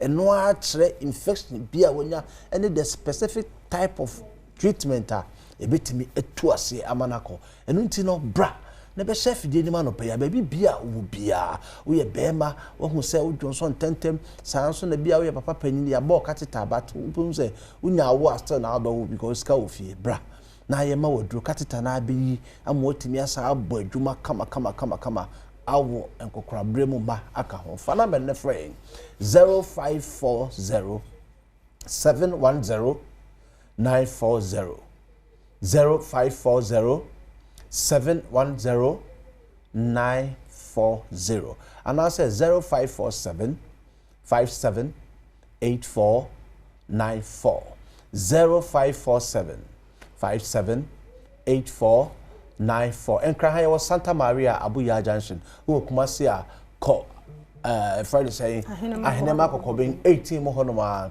ko for dia for na enko Landry Managers Road Poly Junction say takrade na wo dia ye wo Anaji police station chair honoma ko for dia for ye wo Landry Managers Road Poly Junction na bogo so for na mra old asida boga abron sanitary yare bi e ha obi ase ya moswa interest ye hwe na this week die ye hwe infections ne pa it wonya infection bi na tete watch take advantage be chef die ni be yes free screen ni bi na ye mfa ntu ase ye mfa ma because ade a ya pa say we hia be ma odo obo ho ka na infection is one twe no mo say e be gu animu ase ye hwe wa ho ofe ne body a odi gina ho ni infection so esa wo ho na utim se ko ho infection na e be dwane be sro e ma sa asem we bi ento Faith Homeopathic Clinic now help baby any more they take care more can ho nya french but na infection ti no on say me ma na ba no moko me ma na ba no moko adwene ho a wonte ase say die ma ho ofe ne body kuta me ya me yi ko dia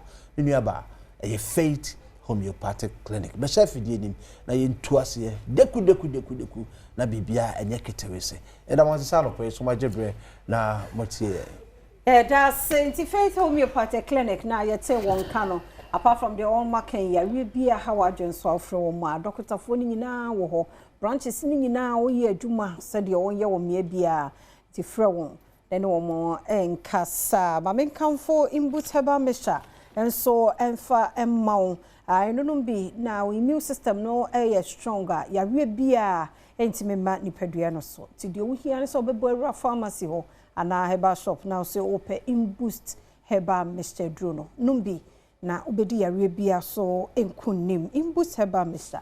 oso posini no edro ye kwaba ahosepe aye krado ye twaso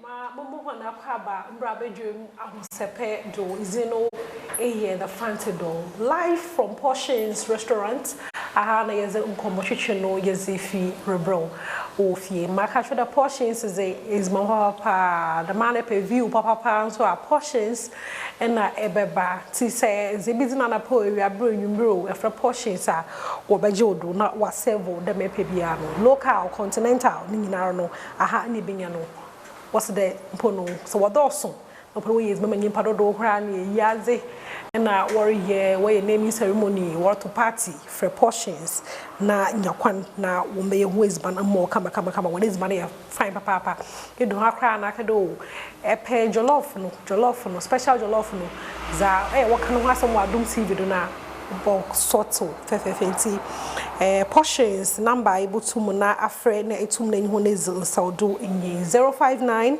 74 35345 ma mensani si number no dubium 059 74 35345 portions restaurant wojolu last chance wooden structure no enter ya teba na kade wadom inti ne etum na iromo owahade na anepe nyame ahe na dom ema yesa kan kuku dembi say obi a elfa one power worship in Zagora nimde rabe ozima kwetine papa pa eko YouTuber ni videos ogu hono we ten nzade hunda nyame nyene nam papa na wo se djuma no etwa no doso so na pafu sa ti ye hono ma wori edjuma no zanzanzan da ma na ye nyokwane abachi wonde chi ne ye pie ho ne kakra nti no ane pay me hunda we release new song or who promotion up and down as a bobo home komo.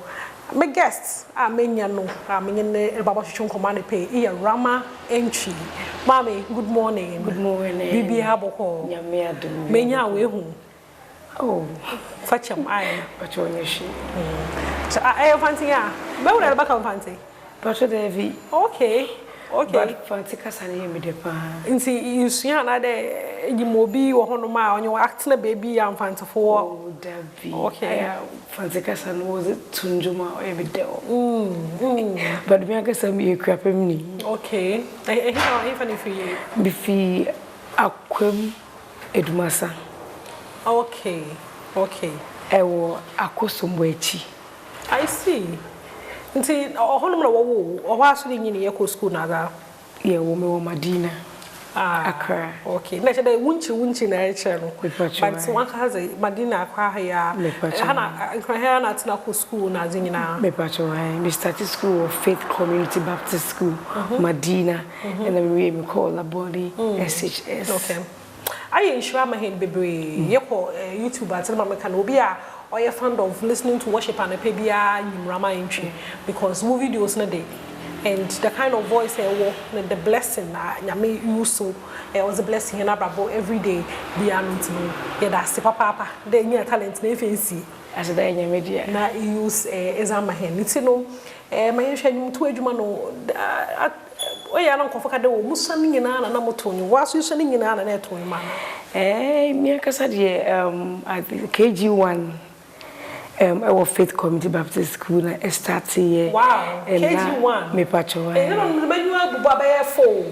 by 4 years old. KG1. Now your school proprietor the band by wedding. Tina was a KG2 for na omkoto nyoma no. Ti na mte so mo ye rehearsal so na me sua.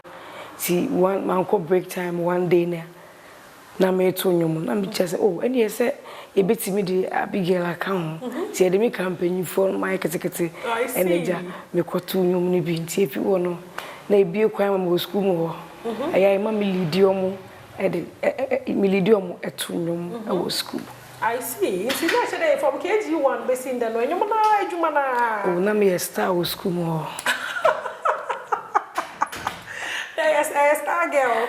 Up to now, Oklahoma, Abigail, Medina. Sex school days, it is Faith Community Baptist. Oh, Madina Zongo Junction. Yes, I'm pretty. What's a bargain? Actually, don't you know? It's the main to you na ya Besindana day. Me patroi. Me SHS. Me call TV3 Mentor 2012, 2013. Me call MT and Hitmaker. If you want to mention that you be a 2018, we share a brand new money be a YouTube channel, mommy. And what and your chassis say your worship now, baby, and a brand new film. Millions. Me videos. Me wow, that's so interesting, Papa. Me the first time I hear like 1 million views or worship video, not feeling it. Na ni simple because any views in kwa but send a blessing ko phone. So go under the comment section obo one was me the hospital. Me tie worship no me nya hodin. Yes, me cook a why na my manage. It's not only about the views. Views the wunya but send a blessing microphone. I na ye manage na a sunshine crying say because wa I no more. Wow. And you know, powerful, Papa Parama entry, KG1, near Fraba, or KG2 for Tonuma, all for microphone into from Bio, basing there, and I don't want that, anything different than. Oh, yeah, as time goes on. For now, no, you're concentrating more on the music. But maybe say there are other dreams, or talent to be important touching. Other talent. Oh, Mimi.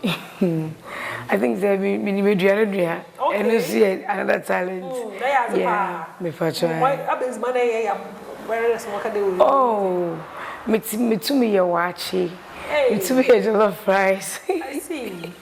Watch it. You will be able to me watching. Me watches are no. Me for try. But the cheddar taste, but ask for her past stew. Watch stew.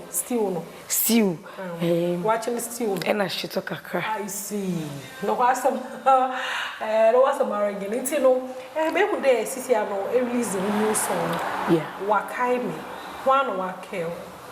Nyamia kai me. And you more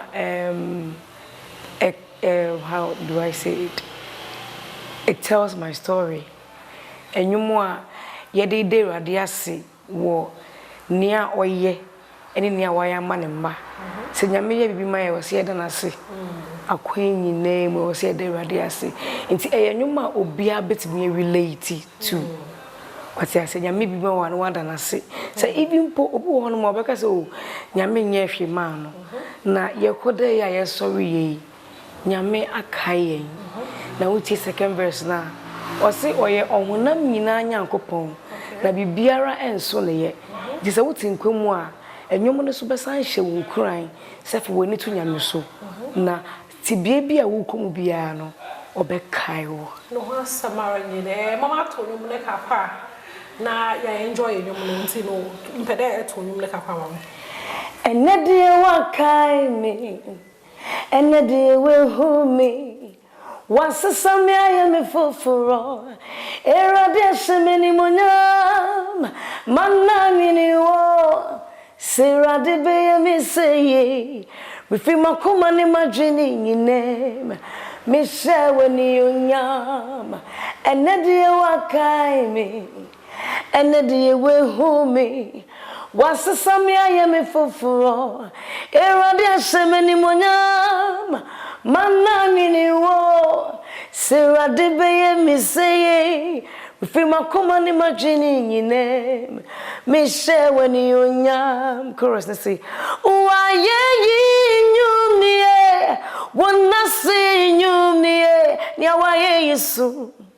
Eje nya wa Yesu wa ye nyumnie wona se nyumnie nya wa Yesu eje nya wa Yesu pure talent wow since no I enjoy nyum no rama entry wakai me so kenyum na kakra so kenyum na kakra na embrace ya nyumi hifa na ye benya nyum no ipacho ubetimi ahwe me video na efepa Mehu the video near come up papa. One shower. Why you want to try more? Skyweb. It's a video for Fefe. I want my YouTube channel. Who comes to subscribe to my channel because you want ne papa brain mau. Ebe yen shiramu wa brabo. Okay. Subscribe to my channel Rama Enchi. Ubetimi follow me on Instagram. Official Rama Entry.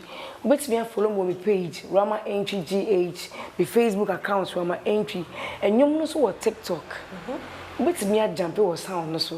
Na nyame akayo. Nti follow me on TikTok Rama Entry. Nyame sha. You know was a dance routine like Kawana. Yeah, best started dance challenge nenchi. Don't pass somewhere. Gidi. I never see I don't know. A drop out there dance challenge and enya seven kitu. Routine ni bi etum na e share dey wo shemu akai. Enya seven kitu. E share dey nyum no nkwana nyim daza. But before me je wo name akono, me dey nye ohema Messi aye djuma pa anambo mowa. Be me pa try. Okay. Me kind oh. My name ohema Messi ma me na nante. Artist apart from ohema Messi man bi mu na nyina nante. Make say artist nyina me po bi asem. Way back ma enjoy you nyina omo na ye hwe omo but ohema I think say way back me worship session me manager no fee mu no and I'm so my men back kabo my year worship session. Okay. Me kabata no. And the back in me pacho David. I see. Okay. It's me and manu ye din na me back wa manu be head din. It's a baby so.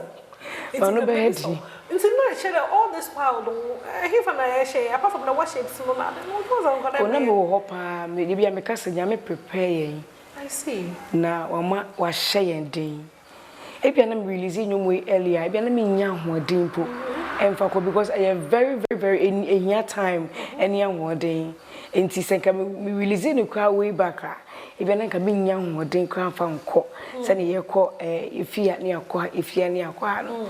Enti I know say I am re na me de ye adwuma. Ti nya me akai me. Okay. Mutumu the stylish pa pe ho.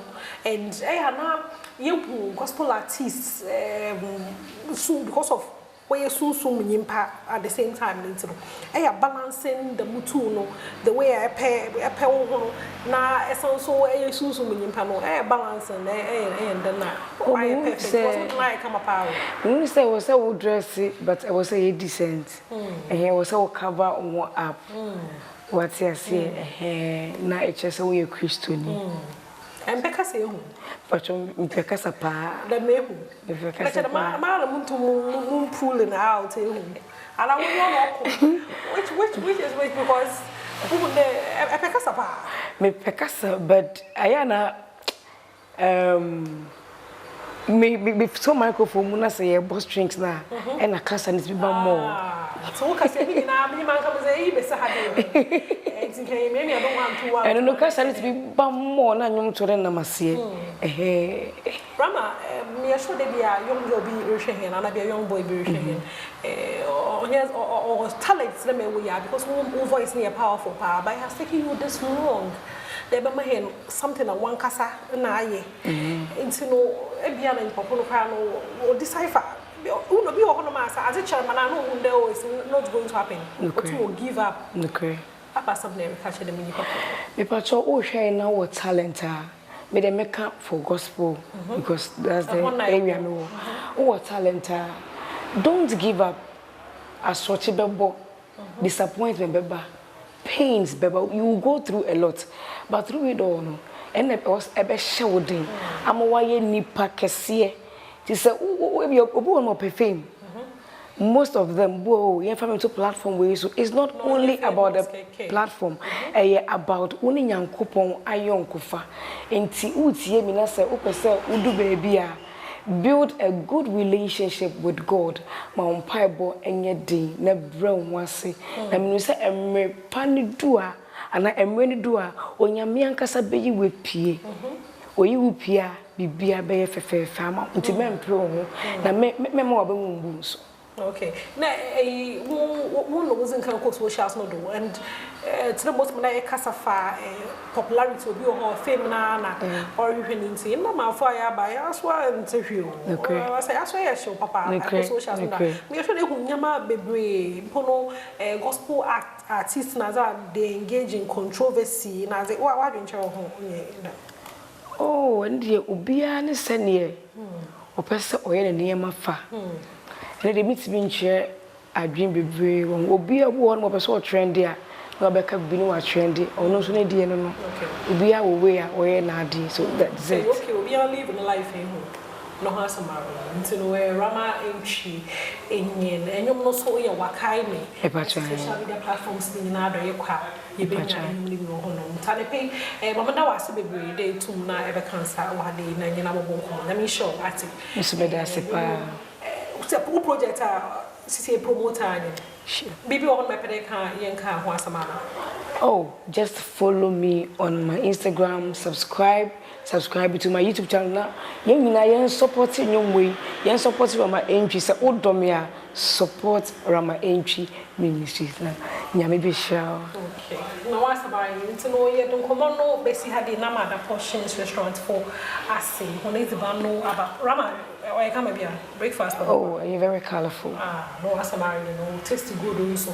Into the Bomosana for had day John last chance on the mana Brana Benji breakfast or had day into no say portions of 4 na if you want one number into that more 059-743-5345 for Portions restaurants now or there is baby a paper a pay for nipa do bia from one they got you over here is a more Joe last chance and that one so no hana betin komo no besi ngame ya do my person na yishia wa kai me e new one car la my entry no me ya come up or ka hene sama hene ti nyenkwa na nkete mark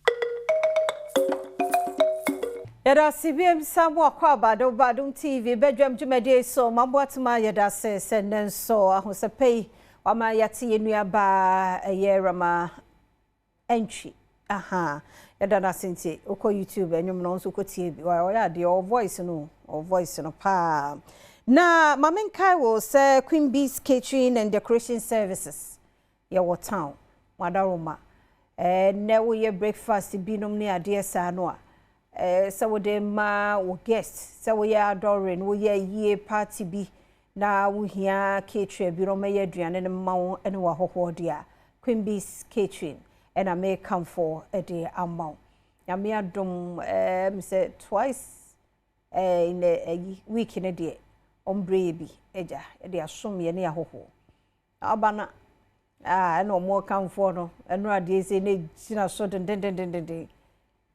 achi ubrodo kakra kusia kakra hyemu wama o tubi no wama milo bi ni ade just ya wiewie no kra e na ofa chiro so calendar ho akota puduo anhye kra cup ka ho about 35 de obehye no ti se Queen Bee's Catering Services warmo de amayensa o se de wo se eden so nti enye breakfast nkwa no mo ye lunch ne supper nyira be so mo nyama wa omo ebe ya ma number ni 0244 362-252 0244-362-252 and 0208-971-019 0208-971-019 na Kwashiman one Macedonia Methodist na ehwanimu enti program bia wo ye na wo hia obi o manu aduane no emma breakfast lunch supper dinner Nina no Queen Bee's Catering and Decoration Services. Decoration also come on.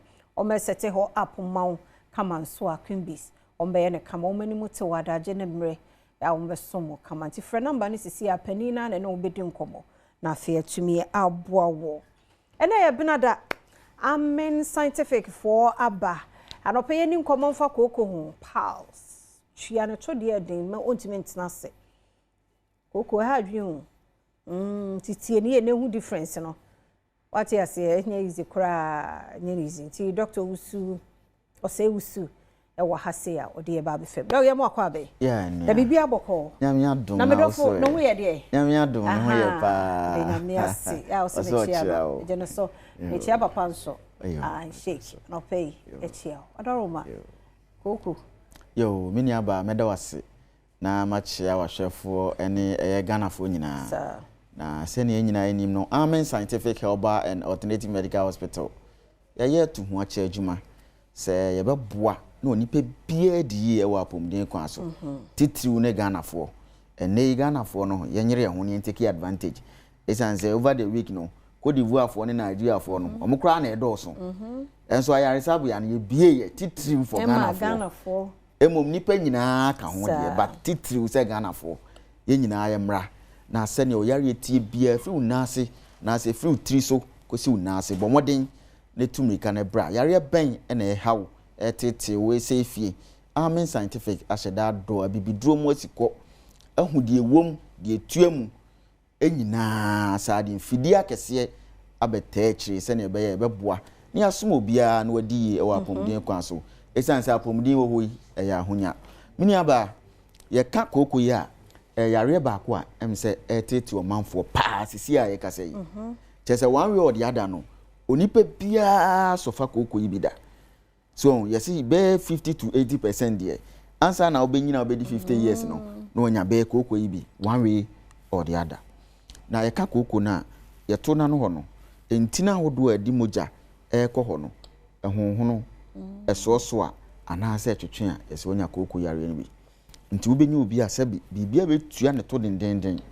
oje ne ho kra enye chese oje ne ho kra enye ana koko no ne ho ma ka anka say pain yawo ene ye ni mo obi a se pani bi oba ya so ya eye ne din ye ne ya ye na tete so obekọ se bi ajanan so we de etiefo esremu enim sa ade enche ne mo mfa nche koko no se ne yetete o manfo no enim sa ade enche but e wo se ye kan esremu mini aba me se ye nya obi a koko yinti ohun se ye hwe screen so a wo hwe images ni bia ana odin me se koko nti sebe wadidi awie aduane na yam no efi na wo se pie no osuro se obekọ akogya na because yawo na eba no ontimi kra saa so ne ewo bi akoko ntimi ni aba da bia na o hye pampers be makatachi o hye diaper aso obu ne nsa diaper ibi because say emoja e free ne tuna no ba no ne de ntini na hona ma afi apai na emoja etu ne saa ye obi so asabi wakọ agya na aso no obo nse sabi o clean no obo nse moja o tissue so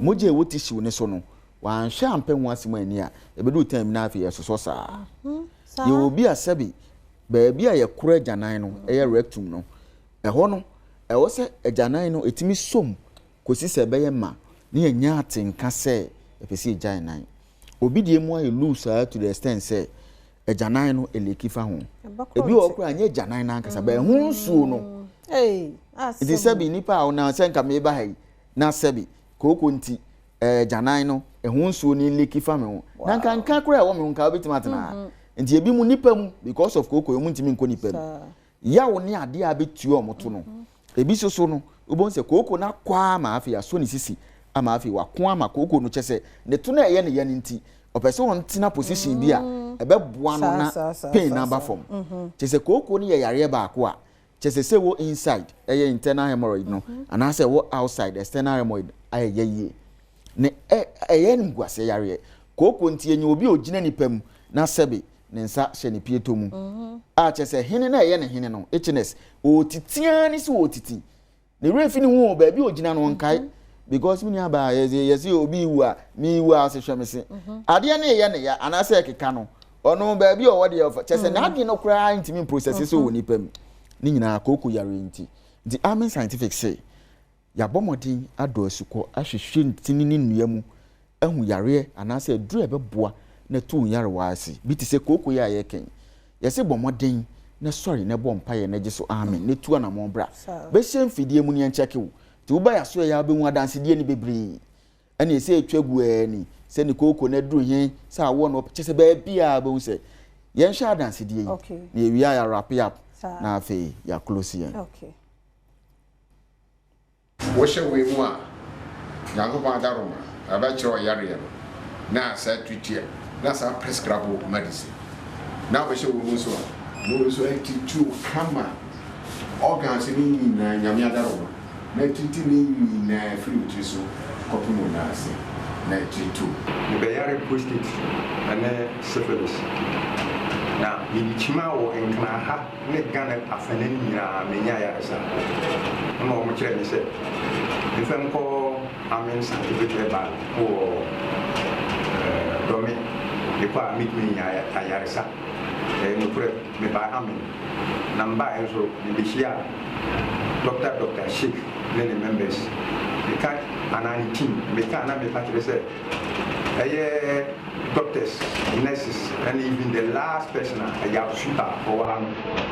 Almost a year ago, Yamaya is up.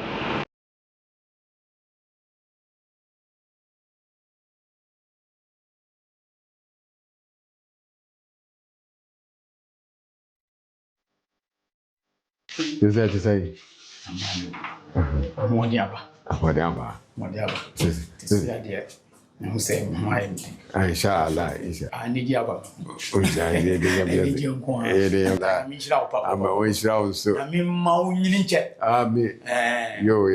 we need you in the system inshallah nyame fa so na nje ni pankwa sa amen yo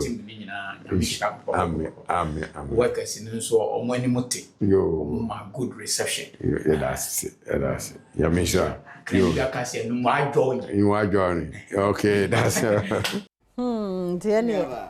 yeah bompa ya just amen no na just amen scientific health and alternative medical hospital adansidie bi eti sei mu akese ni mu nkutoa na etwa gudu bia yesi tu anamon ne bra so hu kokoi ba bi adu bia me sei ade ekofa papaya yam tim constipation no utimi nya obi na ocho nko unja onan 3 days unja onan ade a wo se de bia at least unya baako se na be ye fie wo mu ni be pie nti uyam tim bebre ni afoforo bebre koko till atisi anase chese ma oju hu ba bia enye yesre yentu anamon ne emra amen scientific yare bia free utiri so kosi unase bra na won so de be ya dance die enkran ha ye odomi CFC flat ne nchen eco trained ade no so hwa obehu amen scientific ho saa nso ne wola shibi klagon ne goy filling station no ene di nhwe ni mu ko sprintesa na afi so ye ho ye won kwanta ye won kokko kuma se wa atuma tachima ne kejeti ye otakrade apramdo ye oboga ye wo enchi ye okwame danso chese ba bia wo bia no amen scientific aso ye ben wo yare bia etete wo aye won kwana na entena fie na ma yare ense wo fie yare ema wo fie nyija na yare nkofo ohia ne ahokere emeto so esanse ka obi ahia ne pa de yare abona to a ontimi nya no hwe fi se adwuma bakro obeda ye bi enu nti na amen scientific se bra ne yamwa won fa mfidie ene nro wanwaso a fd agi atum enhye oni padua mu ansakra ne de do na kan na abo atu yare ase frɛ yen 0244 227192 0244 227192 020 722 9505 020 722 9505 0245 275 254 0245 275 254 Amen scientific say bra yes say allow shafi nyankopon ene yare safo nyame so timi ade nyina ye na che say yare ben bo modin ane bra nyame adaroma oso benya yare sa eda se papa anti fredox si a numbers na wo screen no ase no na woni amen scientific enkasa enye koko nko a ene won ka ho sem yare bia hawadwen ba se koko hawadwen pa dia frɛ na nso ya dansefo no ebi medidi afia amankwa tamaklo kwasinsi aboaten ya krado o de asebidi campaign mono etwaso ba ya hye no so ne kai se aha ya wo number 1 Adom TV station Tima Joy Trish and otumu say design no awon krofo ani eyo omo fedodo Madam Joy Trish ase uko Instagram ni Facebook a omo ho na wakopenta di bia bi Joy Trish me don wase papa mani so de ene de bia na mesesem Frederick Opticals omo na ebu mani hu ba say minyi ti na o say obo sesem ti omo de make progressive ti no so we are mehu bibia kre ti sa to me ne nkofo obo say mani with the lights it we so de enyo de ni bia Frederick Opticals we do omo say papa multimedia so yempani fo se ne omo de apomde adwumayefo ba omo de say equity omo be check ye cholesterol no ni ade nya adwuma bia no omo nya sei sisi yempani fo kaye no omo dwen apomde ho a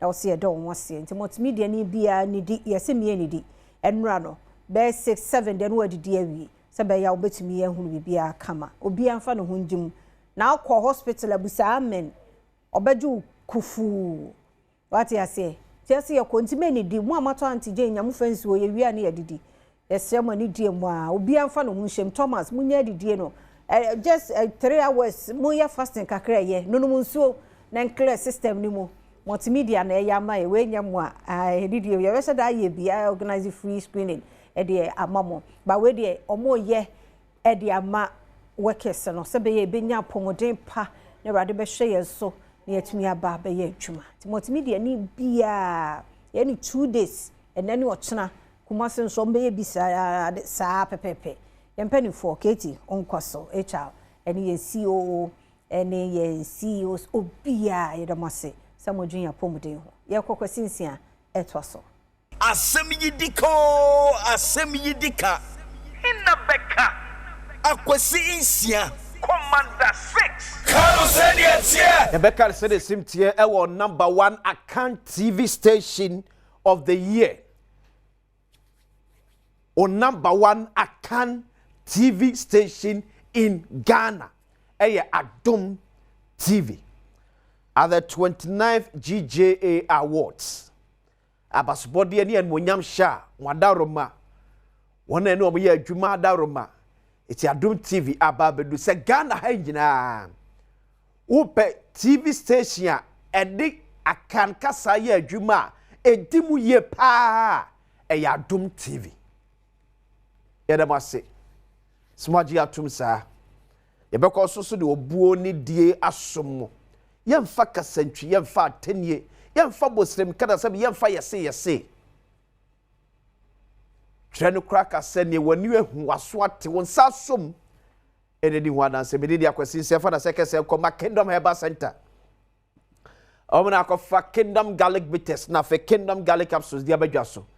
Esro na se o pedro betimi aboawo ama moja etimi dia fusane ye oni padwan mu ye. Asane apo bi oni padwam ama moja etimi akwa asaba na onano nsano nya titriti.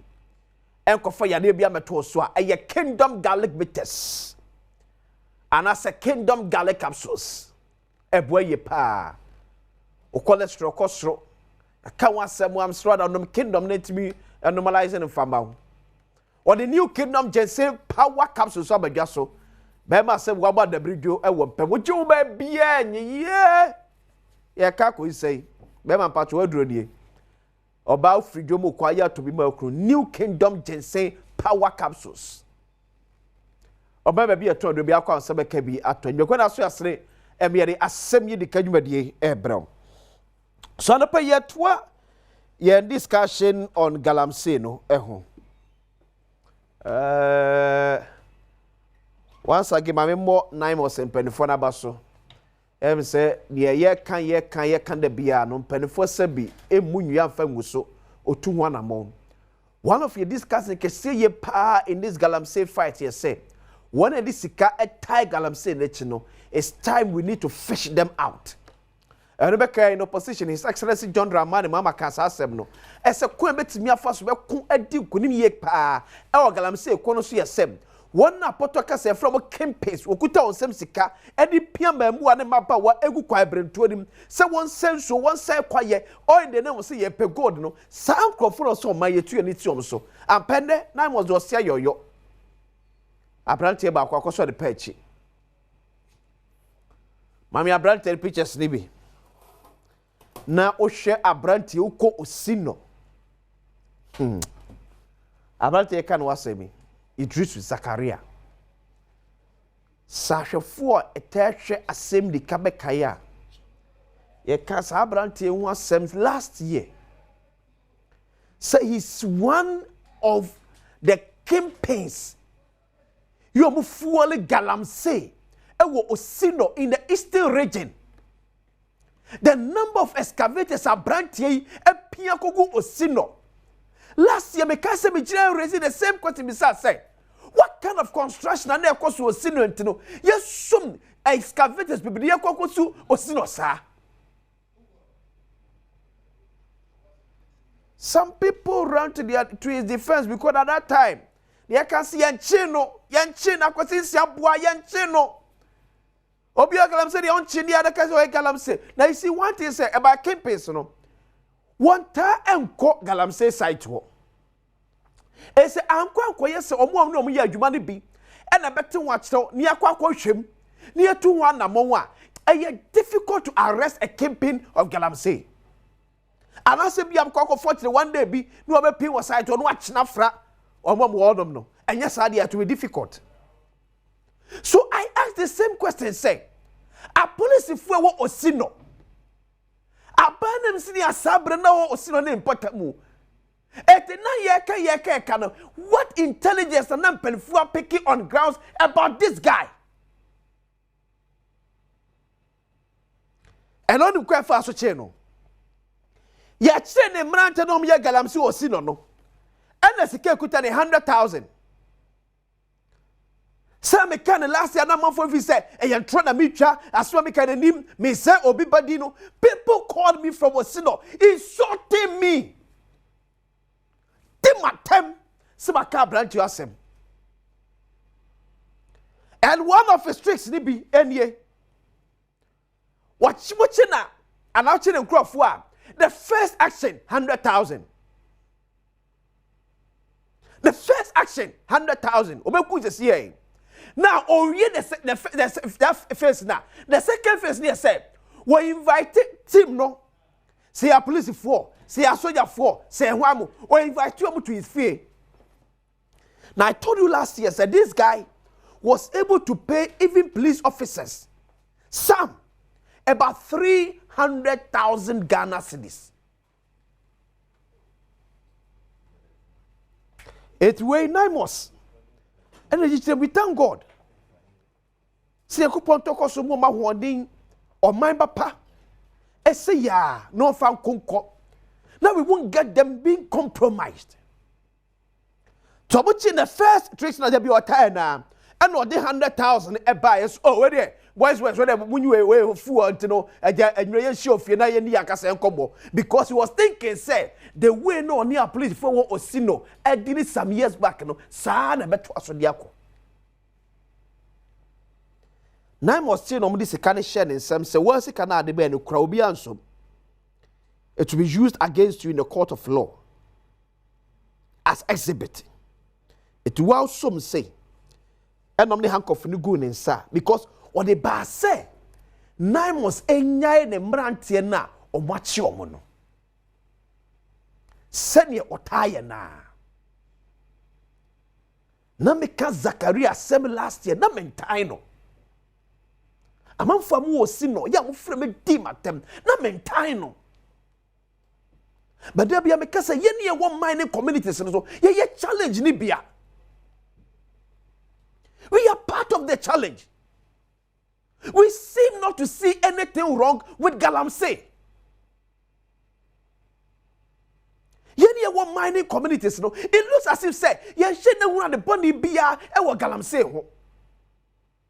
And notice ye nya obi ne ka na asem a na se kroma no say ifafo na wo buafu wo say ya tam. And nya makwesi sanam kwachi no.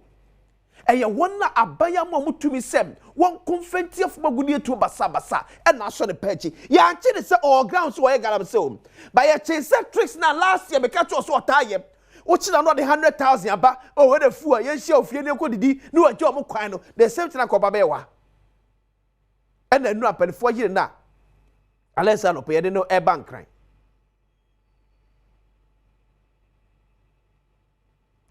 prosecution bu ampato ye nya netem. This guy, why is a house of folk? I never be a house of folk. I think we never walk alone from say Liverpool. Yes, why is a Liverpool? He has never and ever walked alone. So prosecution mu on my attorney general. Ye pay ya nyan intem. Ye diagram this guy and the boys will compromise our system.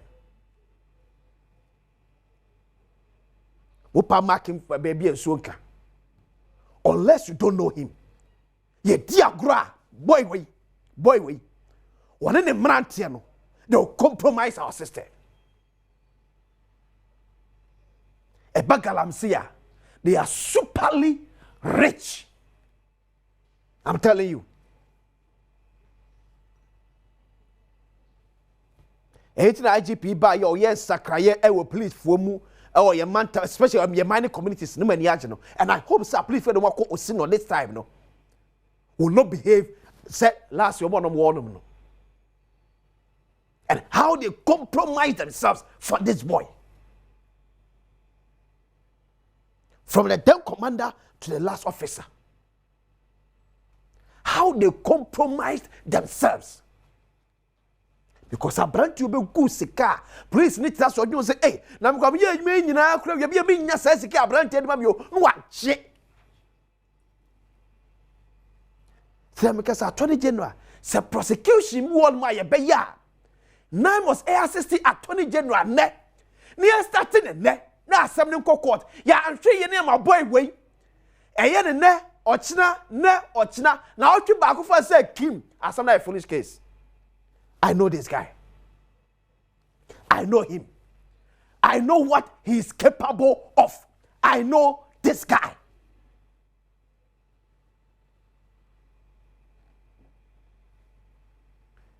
Na MMDCs na moto asamo ye adwuma asamo nya adwuma da bia mekoso aka da bia so ye MMDC o ya ba na msini go mansini bim na se nine mos na be free nkran be free Kumasi be free Takrade about district abechi galamsey ni a you don't deserve to be where you are. O district 8-9 months down the line, it will take 9 months because this is now on them BNI and then NIB, our district. Yeah, picky intelligence at the mount, but as a MC DC, what na say 9 months? Every crime, Takrade Kumasi and Ahifaba district, Ebechi Galamsey niya, you don't deserve to be where you are. It's either you have compromised yourself and I say you are not interested in the fight against Galamsey.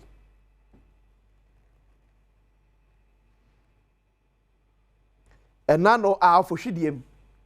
There's a nine was a quackwachi. Giddy. Ebepi no bianca MC asem. MP near can asem so the call baby and see. But baby and your coffee basabaside bearing in a Galamsey. Na mrantie bi hyepom ya Galamsey enye dade na nan mo scotchum no start sa Galamsey honom omo ye tete enom gu so ye na nan mo scotch wo twem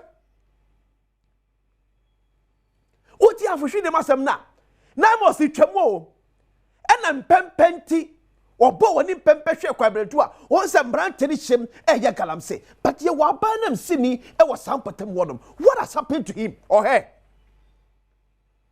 The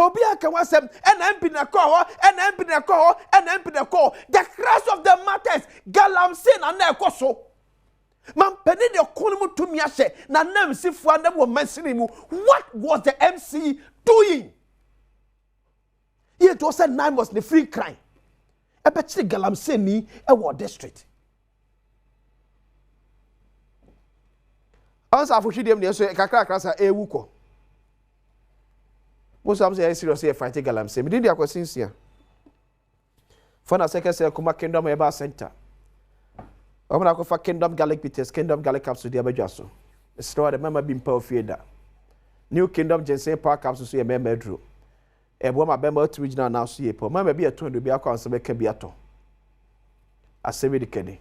Yet the Pensemo at us. Back down. Yabam Yamacha by Famra Bedwam Jubilee so on Adom TV live on DSTV channel 280 Go TV channel 119. Multi TV Digi Boss no see live and so this is your #1 Akan TV station in Ghana according to GGA. Enti nano memre da bas body e call so Asante Mantemua na Asante hine for the first time. Yon Ashanti region, Asante hine, His Excellency the President of the Republic. Abema so for them no. You see a kaka in Ghana hadum. TV stations are edit Akan kasa na ye adwuma.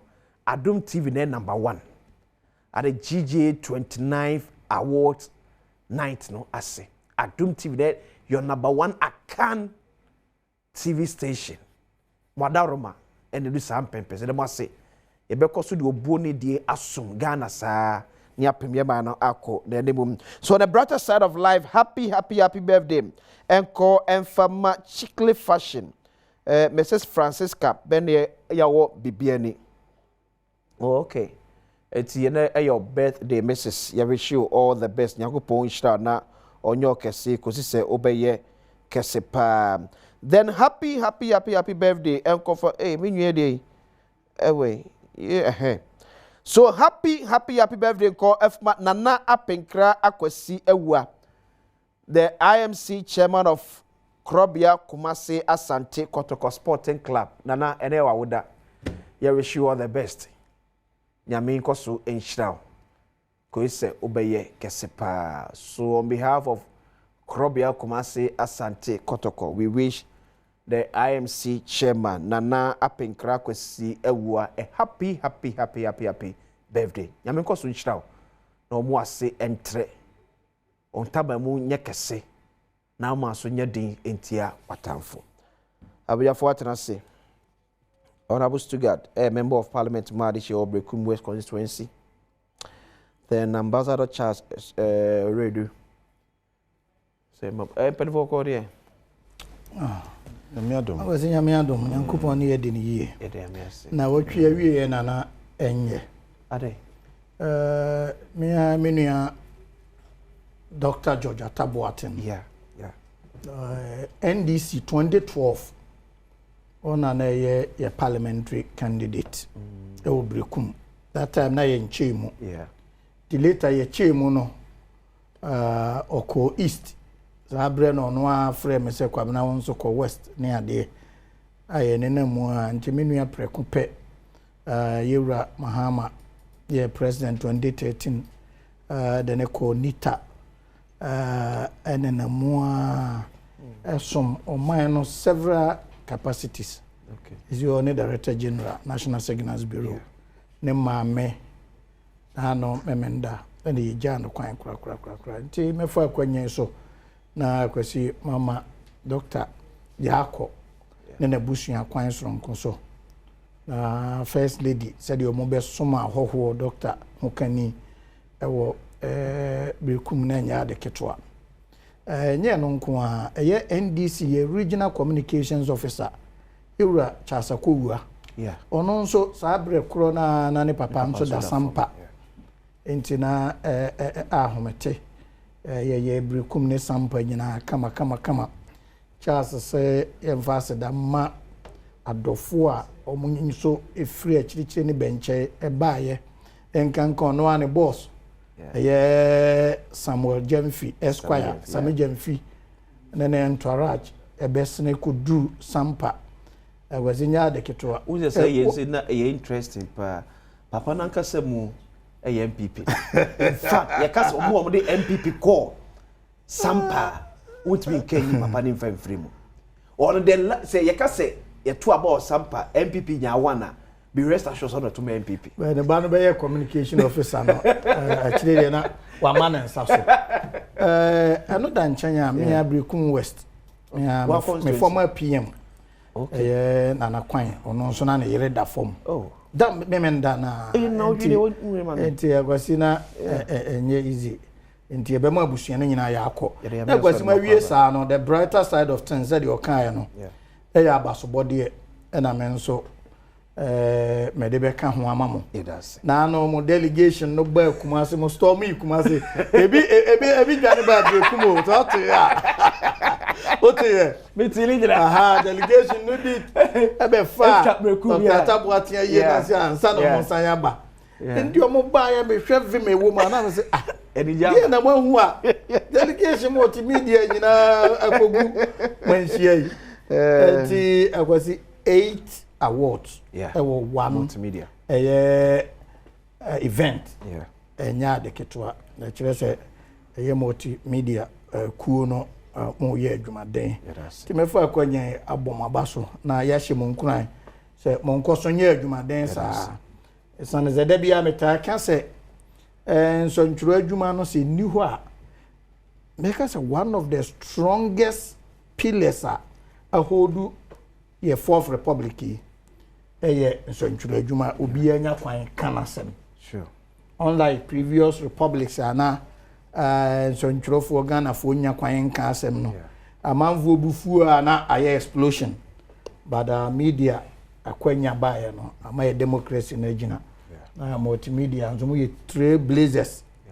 My bokwanya ɛyɛ adwuma nti na minim sɛ abasobɔdeɛ no mo bagigi bia sɛ de bia mo gigi na wɔtwe de mansusu ɛkyerɛ mo gina brɛ o nso ntwere adwuma no nti no so mɛfa akwanya so na wɔsima bɔ maba so ambassador akwesi bɔkɔ de nyame adom abemfo ho yɛ mo ho yɛ sɛ me sɛ bɔkɔ research nyina na no mo net na me koba okay because you to kwan kakra say committee na yɛkɔ Nigeria Security and Intelligence Committee me ka ho okay you know yɛkɔyɛ na bruni bɛka benchmarking visit you know yɛkɔ kakra but anytime benchmarking visit say yɛkɔ akɔhwɛ ɔmo Security and Intelligence Committee okay ɛno ɔmo kɔdi nkita ho wɔn sɛ ɔmo no ɔmo experience in fighting terrorism ɔmo akɔ sa Boko Haram ɛne sa yɛma no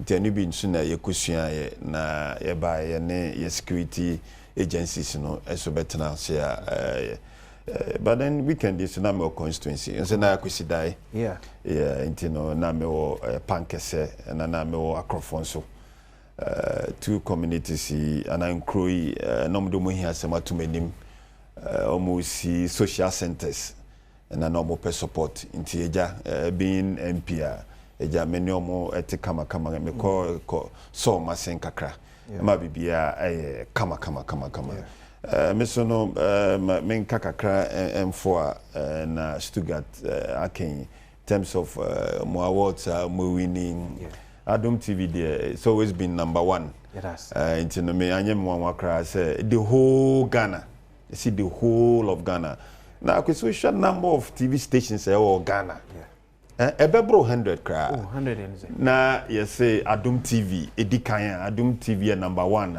hey na say busumi market nyina ka say yetum akwese say timi tum makwetum akwese say is it timi tum mamo because say the whole TV is organ TV station organ na metimi edikan dia aketua ne de na say kosoro nti yansu yewia ya se de bia ese ye no Stuttgart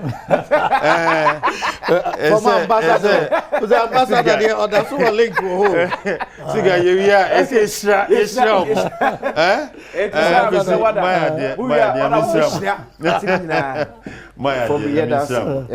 now before we go commerce Mr. Wonder there's a DB and number bonti yes say yenuanom mumienya say to the be ekuta paper ekuta microphone ti near Gumpenfo anymore. There's this I'm hearing about Eric Ajay, the CEO of NEIP, about yes, visa racketeering. It's Rosada Yanukre.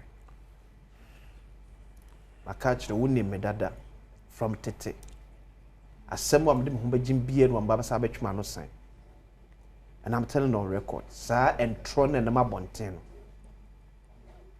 in TB. People are just trying to find fault at where there's no fault. Mianka seme rem etiem. Actually, the kind of evidence na by no Caribbean is adding. There's no visa racketeering at NEIP as we speak. What is our now? What to go? That's it. Stugazi? Yeah. Menzo Krabo Mupusa. So nimse board member. Yeah. And Eric Ajay said unim no enye national level na maybe share no a free over 20 years. In fact, early 2000 I started a no na year juma the school days kra Sunyane Technical University na me chira de na no ye so I've known him oko contested sampa. That time I was 10 patron. Yeah, the guy said no. The Juma you 10 level STU no or nim de of course some part the whole communication or the bar regional, be regional or the Nemwa or a national communicator. As some ama President Muhammad Ekrabani thank you to our region Bonidinse my son Eric Ajay President Amano Sodena Koshe NIP nti yebesre said in say ya me ogidie said ye minim family no hono nyaade a saa no ma na ode ne ho baji mo nim ba bi o free ba sure onim ba bi a ye free ba ye bedi ehi a wese nyankopon emre papa bi ba sure na yetumi ahwe se wo hwere ka da bia obema na no so otumi ga se obi ahia ne same jamfi wa na brabom because ba bia same de na dru and akwasi abra president Mahama ye an appointment na obo young men na nipa bi yam hihye o mo se young guys no ya do so na e bia experience en shede ni wonti wa nwe yi a o mo be mess up but so far 10 months emranti a president Mahama di adwuma hye o mo nsa se o man yi economy fapem kese pa gold board na do na nim se be so a chance me je hwe ba bia ode no ma duru erkeje bae ene EIP sisi ya na America say nne ne ochena adwuma wura omo qualify stipend sika ode hiem ama omo de ahye omo adwuma omo start distribution a oye adwuma okọ scholarship a yenu asafo agemo ye adwuma okọ basantele ho a oye adwuma ye nkwa boys a president Mahama nya gidie wo mu no nyina ye adwuma a big opportunity for the youth e dia besre we have say for the first time ye mfasa no ma we MSA ye nkwara na ye mrantie na omwo daache omo betumi abo ma oman na tum because nti menso me no ya adwene merase so yeah with a quick one on this Galamsey campaign here Enra Naimos Ekochene trying to bribe Naimos with 100,000 Ghana cedis. Because I'm say ye nyina and well-meaning Ghanaians or more person Galamsey etutwa no. So Yesu ne say ye be go beyond arresting people on the site to arresting the campaigns, the financiers.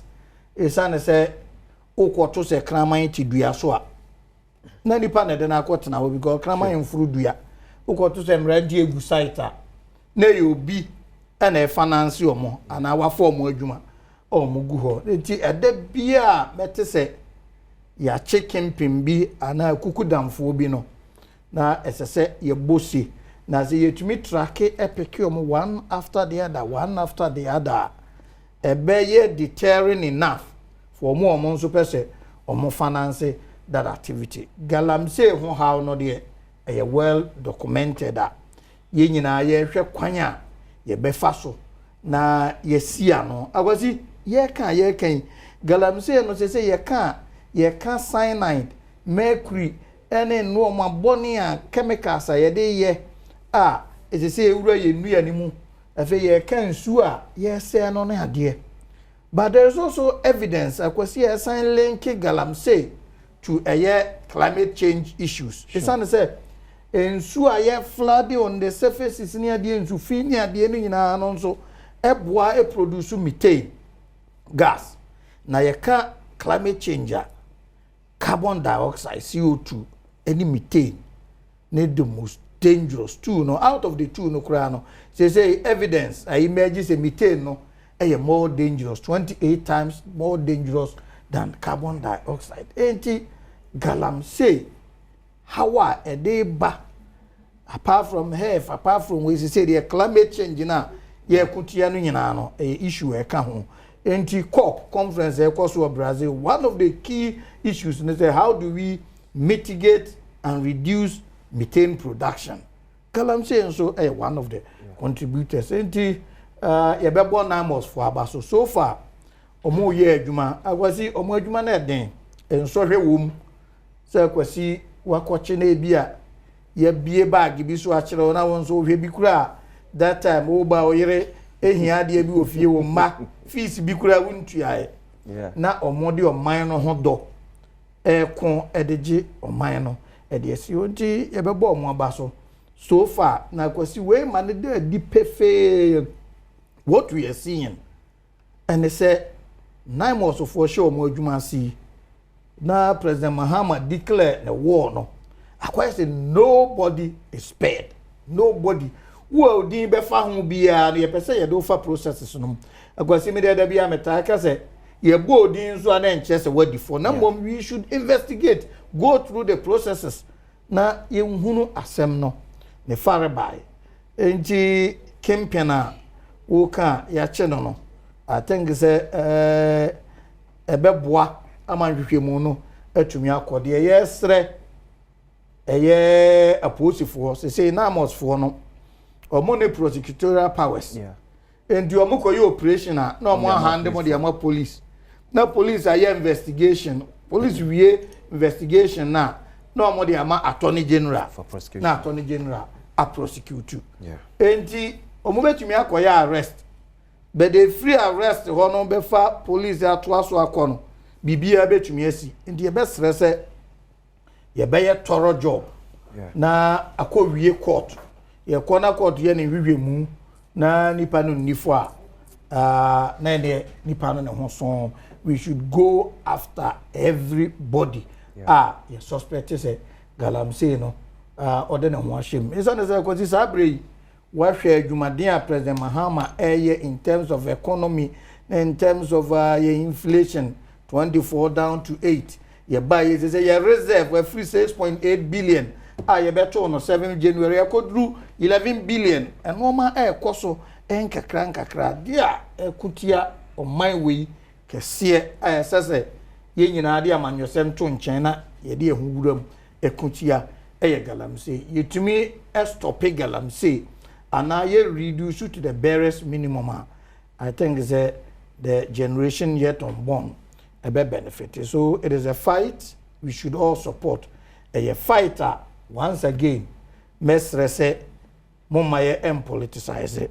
But the exciting thing about this fighting is that nobody, nobody, no matter your status, whether una wo udie sika atum prada, una ye politically connected, una ye hwanya, we are going after everybody. I don't know the defining moment. Amani ye hunu de ye huni. You see, apart from how do you say gold so operation? Yeah, gold board strategy. 25 be illegal gold. We should go after everybody. Ambassador, Agusin. Galamsey campaign arrested for trying to bribe Naimos.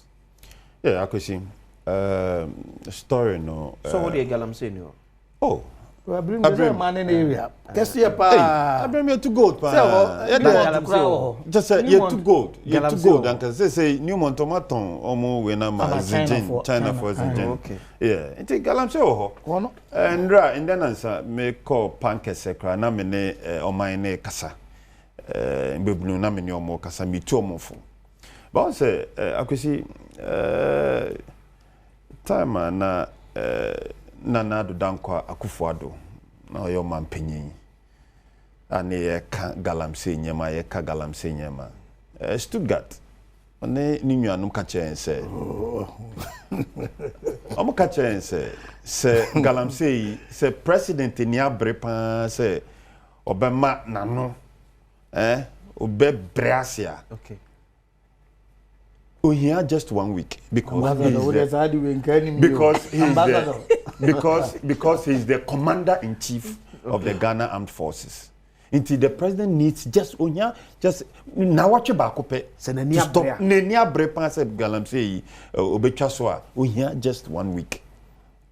Ya ka say den ko Galamsey the way ko omo sa be ka kire say omo nim kimpins no krobia district bia ye to gold no President Mahama, that time no lawyer presidential candidate. Also, money kimpins no into omo ba on be chicken pins no. Yes, okay. Now another idea omo kan omo the pressure to Nanado Dankwa Akufo-Addo. So say onye any the state of emergency. So can on call a state of emergency. Now immediately obi seize operations. Yes, seize operations are ebeboa oman no. Hakwesi say enam nsem a okan ti Ghana for eto aba edema omanpenyin say aba ye omanpenyin na e expected say anka nsem a okekan time na contested or nam or campaigning anka ne obaya na anka the first thing would have been say state of emergency or be call state of emergency. nanka owie nso a nanka kimpings no na ya cheche.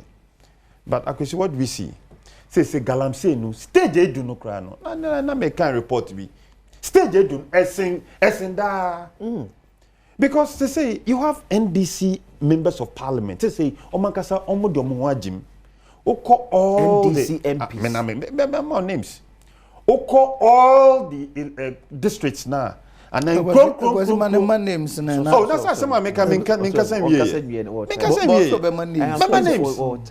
apart from NDC MPs apart from NDC MPs no NDC national officers so the omo ho agim we remember our names I will see oko every district oko every community NDC executives no ma take over sites no mu to almost saying you know because oma buy na aba and because president na shine ontimi fan na nsi fom enka say ade amu ye munjai na say omo ye meeting omo frɛ CSOs president frɛ na mpanyi stu ganim so kra kobi eno mu nyina bihia CSOs asem omo ka ne say president so person sa ade ye jaya o person Ghana for take you serious na nkrofo jai sa insase almost say issue almost say the best one to put a stop to what is happening by calling on a state of emergency.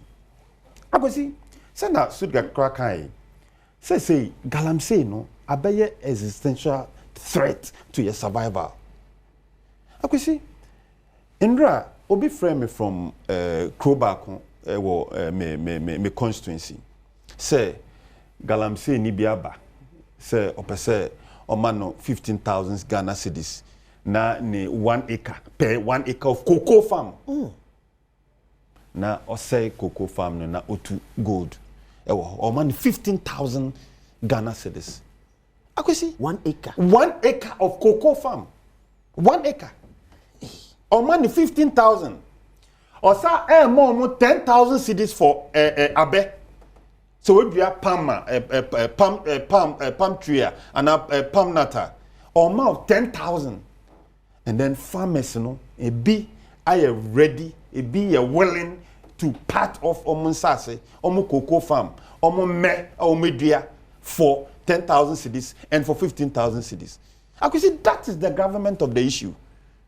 Baby I do know enya sanketwa na Ghana say na you say Ghana ye cocoa ye Ghana cocoa and ama Ghana ya bedu baby ya bedui na ende because of galamsey inti yes say ye cocoa yes say ensase e bedu baby come krabesaba if you say ensase anka ye dua banche ye body and ye ton ensase no for galamsey then what are we doing as a nation?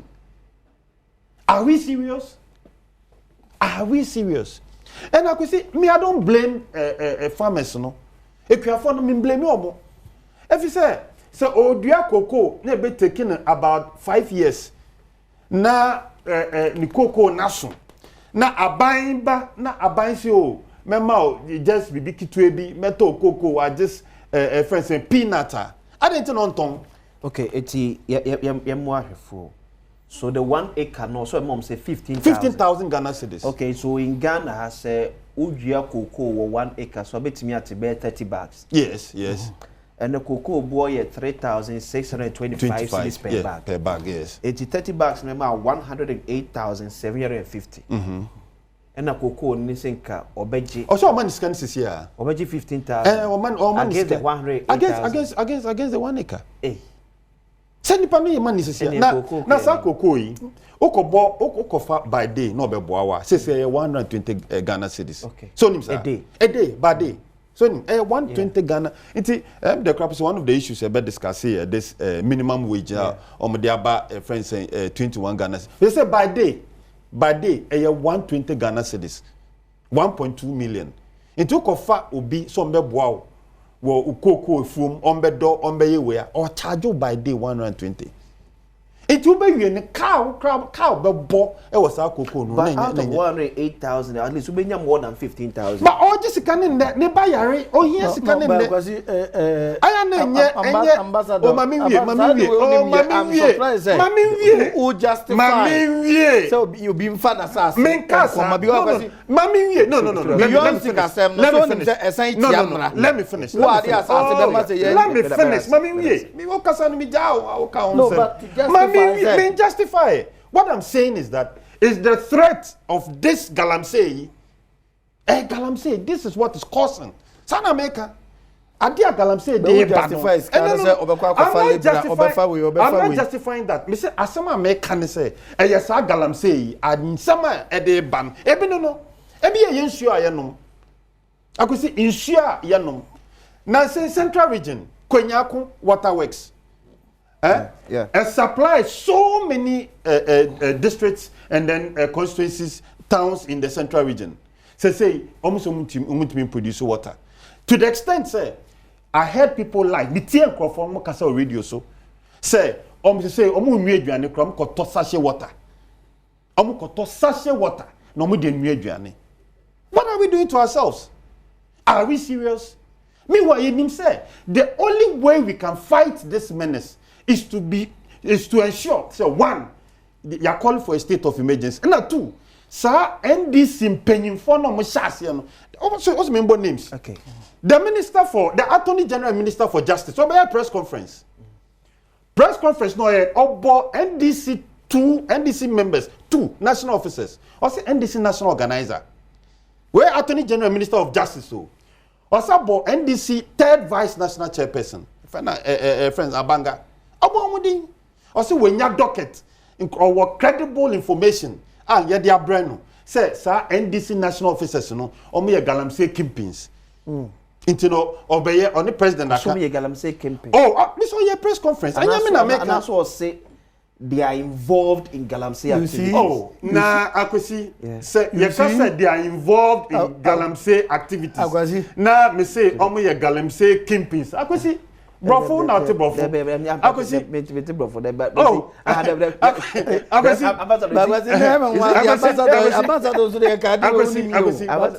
Akwesi the issue is okay they are involved in Galamsey. No, Akwesi. Oh mami kasa mi wi a. Akwesi Attorney General, Minister for Justice, or say NDC national officers, are involved in Galamsey. I go say, Ante, Nancy, me go parliament, me don't need to parliament. And a speaker of parliament, raise the issue on the floor of the house.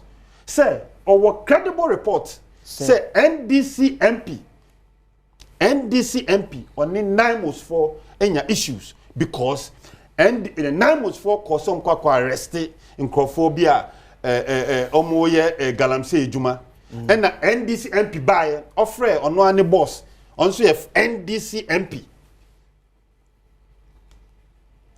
Honorable Collins Dowda. Okay. Say, on the boss. Na oma base o many police for any security for no maintenance na assembly yan kan with them any ade call police station NDC boys no mass up so enjoy Galamsey for arrest here and be police station almost shall say car 9 was car almost says pipe glasses ni na akosi na uye say ya now sat down on ebe catch and say, oh, fight the Galamsey. Who take you serious? Ambassador already was here, member of Parliament, Malaysia, a Brim constituency. Okay. Belgium, yeah, there, Waba, yeah, Baba Twasso. Yes, I'm Emra, your number 1 Akan TV station in Ghana, Adom TV. This is Belgium. Stuttgart. You're going to straight a pay. Okay, but quick one, and clarify, Mzana, Ambassador, your mischief, Kakra. Yen clarify, so I don't know if you or say, speaker by your statement, say a be emphatic state incredible, and yes, I know a reporter. 9 most demand and obey your official statement of Parliament. Yes, or say Rabaye Nejuma. Okay. At the same time, some share say the rights privileges are MPs won on so no ye nhwe se ye ntiatia so wama emra no ye na dwuma yewura kolenzeuda na ambassador eboni din no akwasi am so ye several interviews nowhere ena asutifin of MP me amenu Ebenezer Koka se kolenzeuda soma na se onko jigalamsi fo and yewura kolenzeuda na so kan oni mainum ena incident in the constituency one ninuya MP ho afra no say incident asi no so onko hwe nowhere did he say omon release se kolenzeuda pese ye jai omo ayachi omo galamsi a agwazi nti ofese one kwan obefa so a one team na ekọ no be kasa ana team na ewo ho no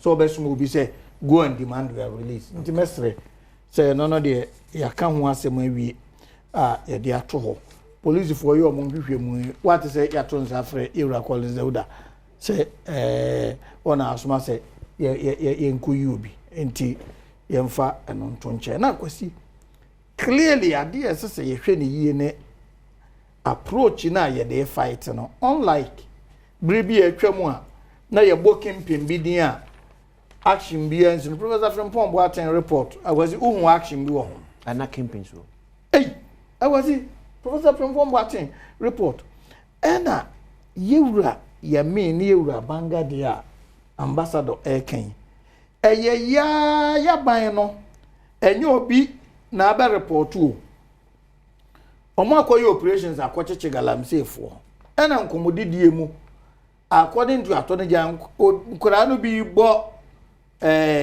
yemi ne abangam so omo na de boys ba ho be operations ne ade omo di keke na ya bo no no arefa ma yoku so omo nhwehwem enti let us not shift the issues omo achi omo so omo ye campaigns wo galamsey omo di na abefra mu no and the difference and ye hunu ne say enei ye bodi kekekura na answer na evidence beba no na ban no ehwehwem unlike previously ye bogu ntumi din say ona ye campaign president Nanado ebe defend wuntumi say debi wuntumi onye galamsey wuntumi onye galamsey akwasi batsata akwasi yenka nokre wuntumi galamsey de obia nim ho asem bat say e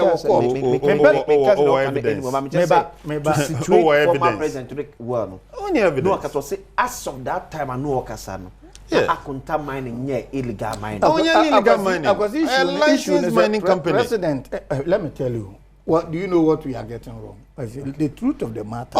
Illegal mining, ambassador. The truth of the matter, they say, galamsey na koso forest no. Okay.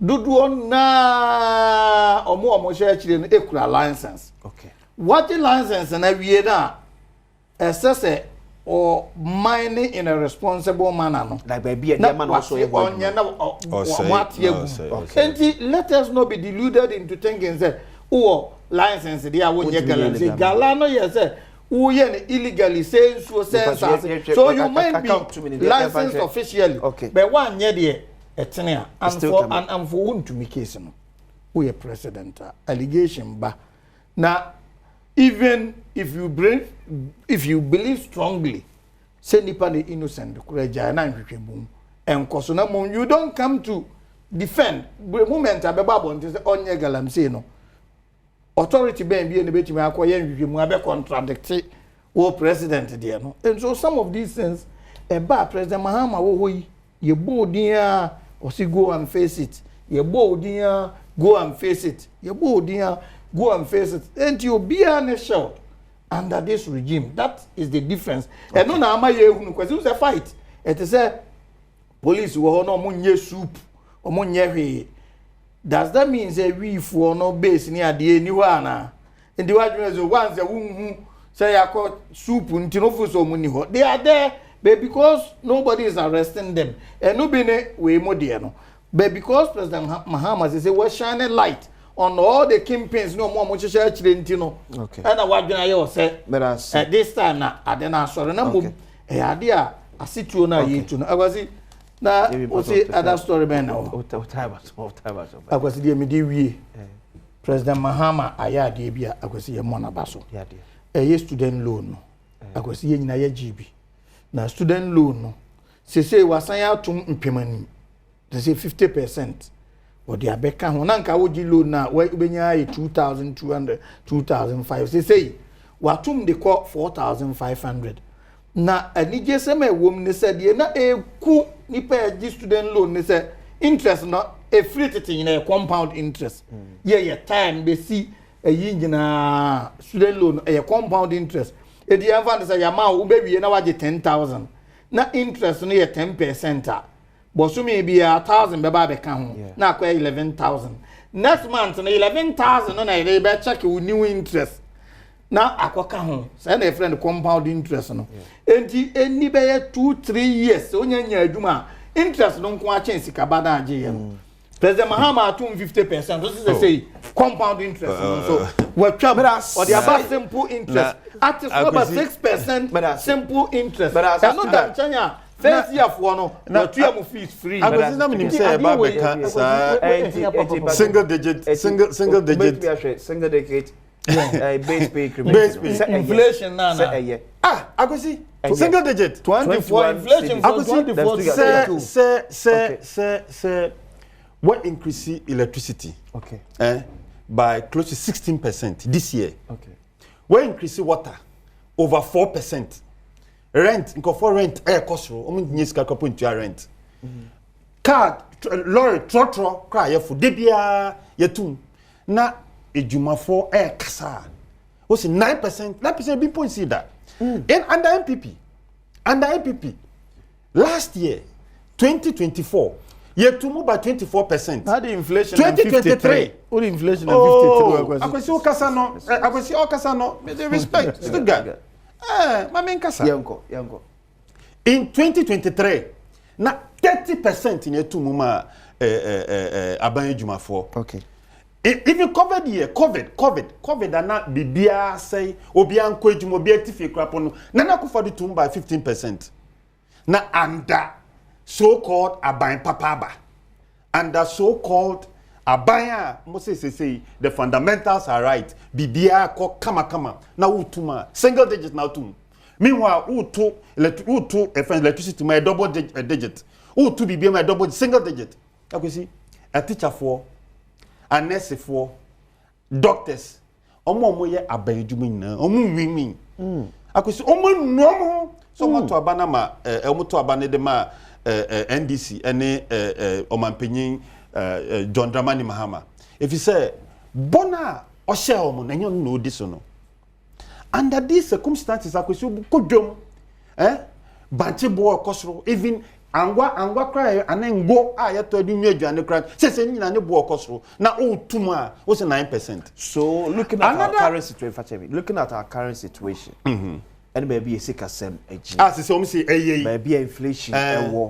maybe a yakon dollar amanati ababedri aside the 9% now if it's a say nanka the least should have been 30%.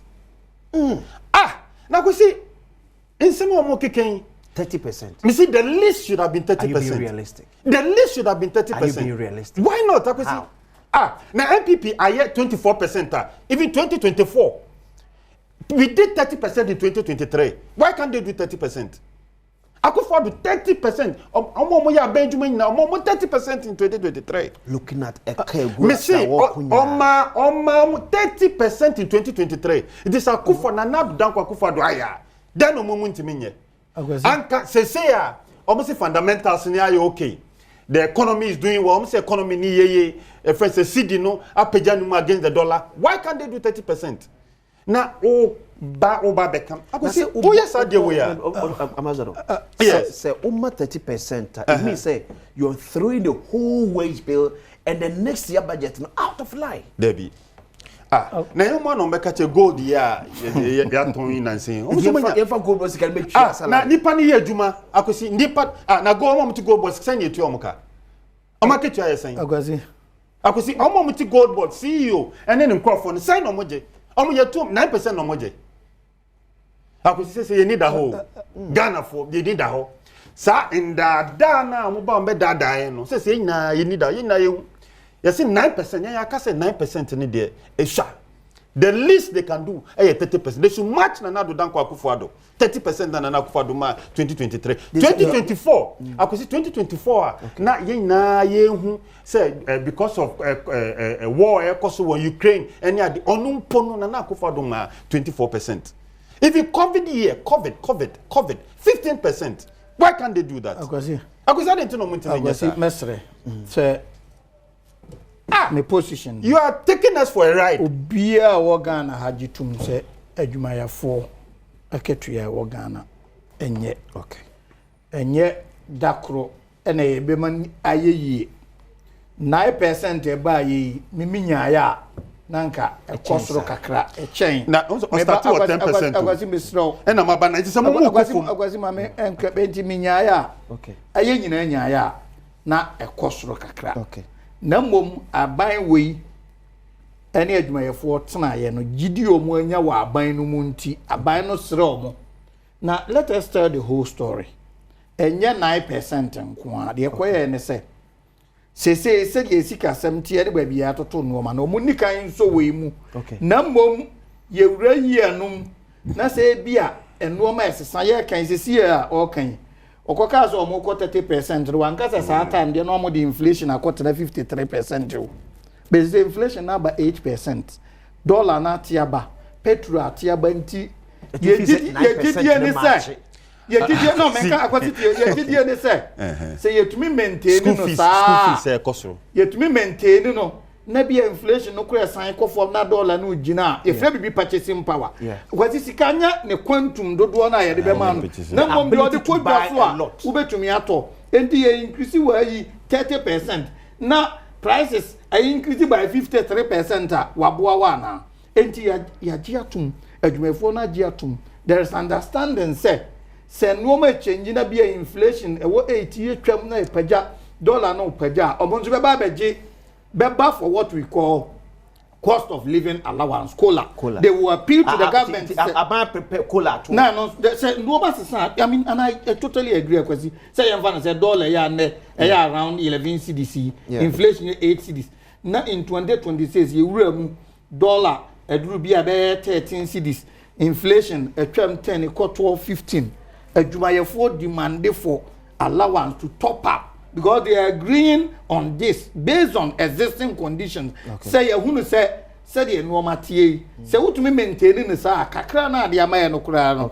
Ye be manage na mom say normal paja petrol bu okọ inflation okọ a ya ban na say ye nyina ya say ye kan adwumayefo no ye tire mo achi na ye tumi paja mo. Having said that, kwasi me botaye as a legislator ne say yes, salary disparities a womb akatua ye di tua ye adwuma ye fo even uko the same institution now share top executives ne omo junior ranks a gap no so enti botae ne say ye betwe say ye bepagam you were talking about minimum wage ne bedru baabi no na at least wo ye adwuma bi kura nka minimum wage wo kan wakatua bo ma wanya hwe bia be 2000 3000 that is where we want to go. And this government is committed to doing that. And yet 9 no, in isolation. You don't compare 9 and 30. Oh, 9 30%. Now inflation and 54%. Now school fees, yentis, we know what school be know what in school fees so. Still, no, I was a woman to still parent. I still inflation. More school fees. Inflation and 54. Dollar and 16 cities. Brekum jam. Brekum market. I've admitted. Brekum market. I've admitted. Don't compare. About bonus.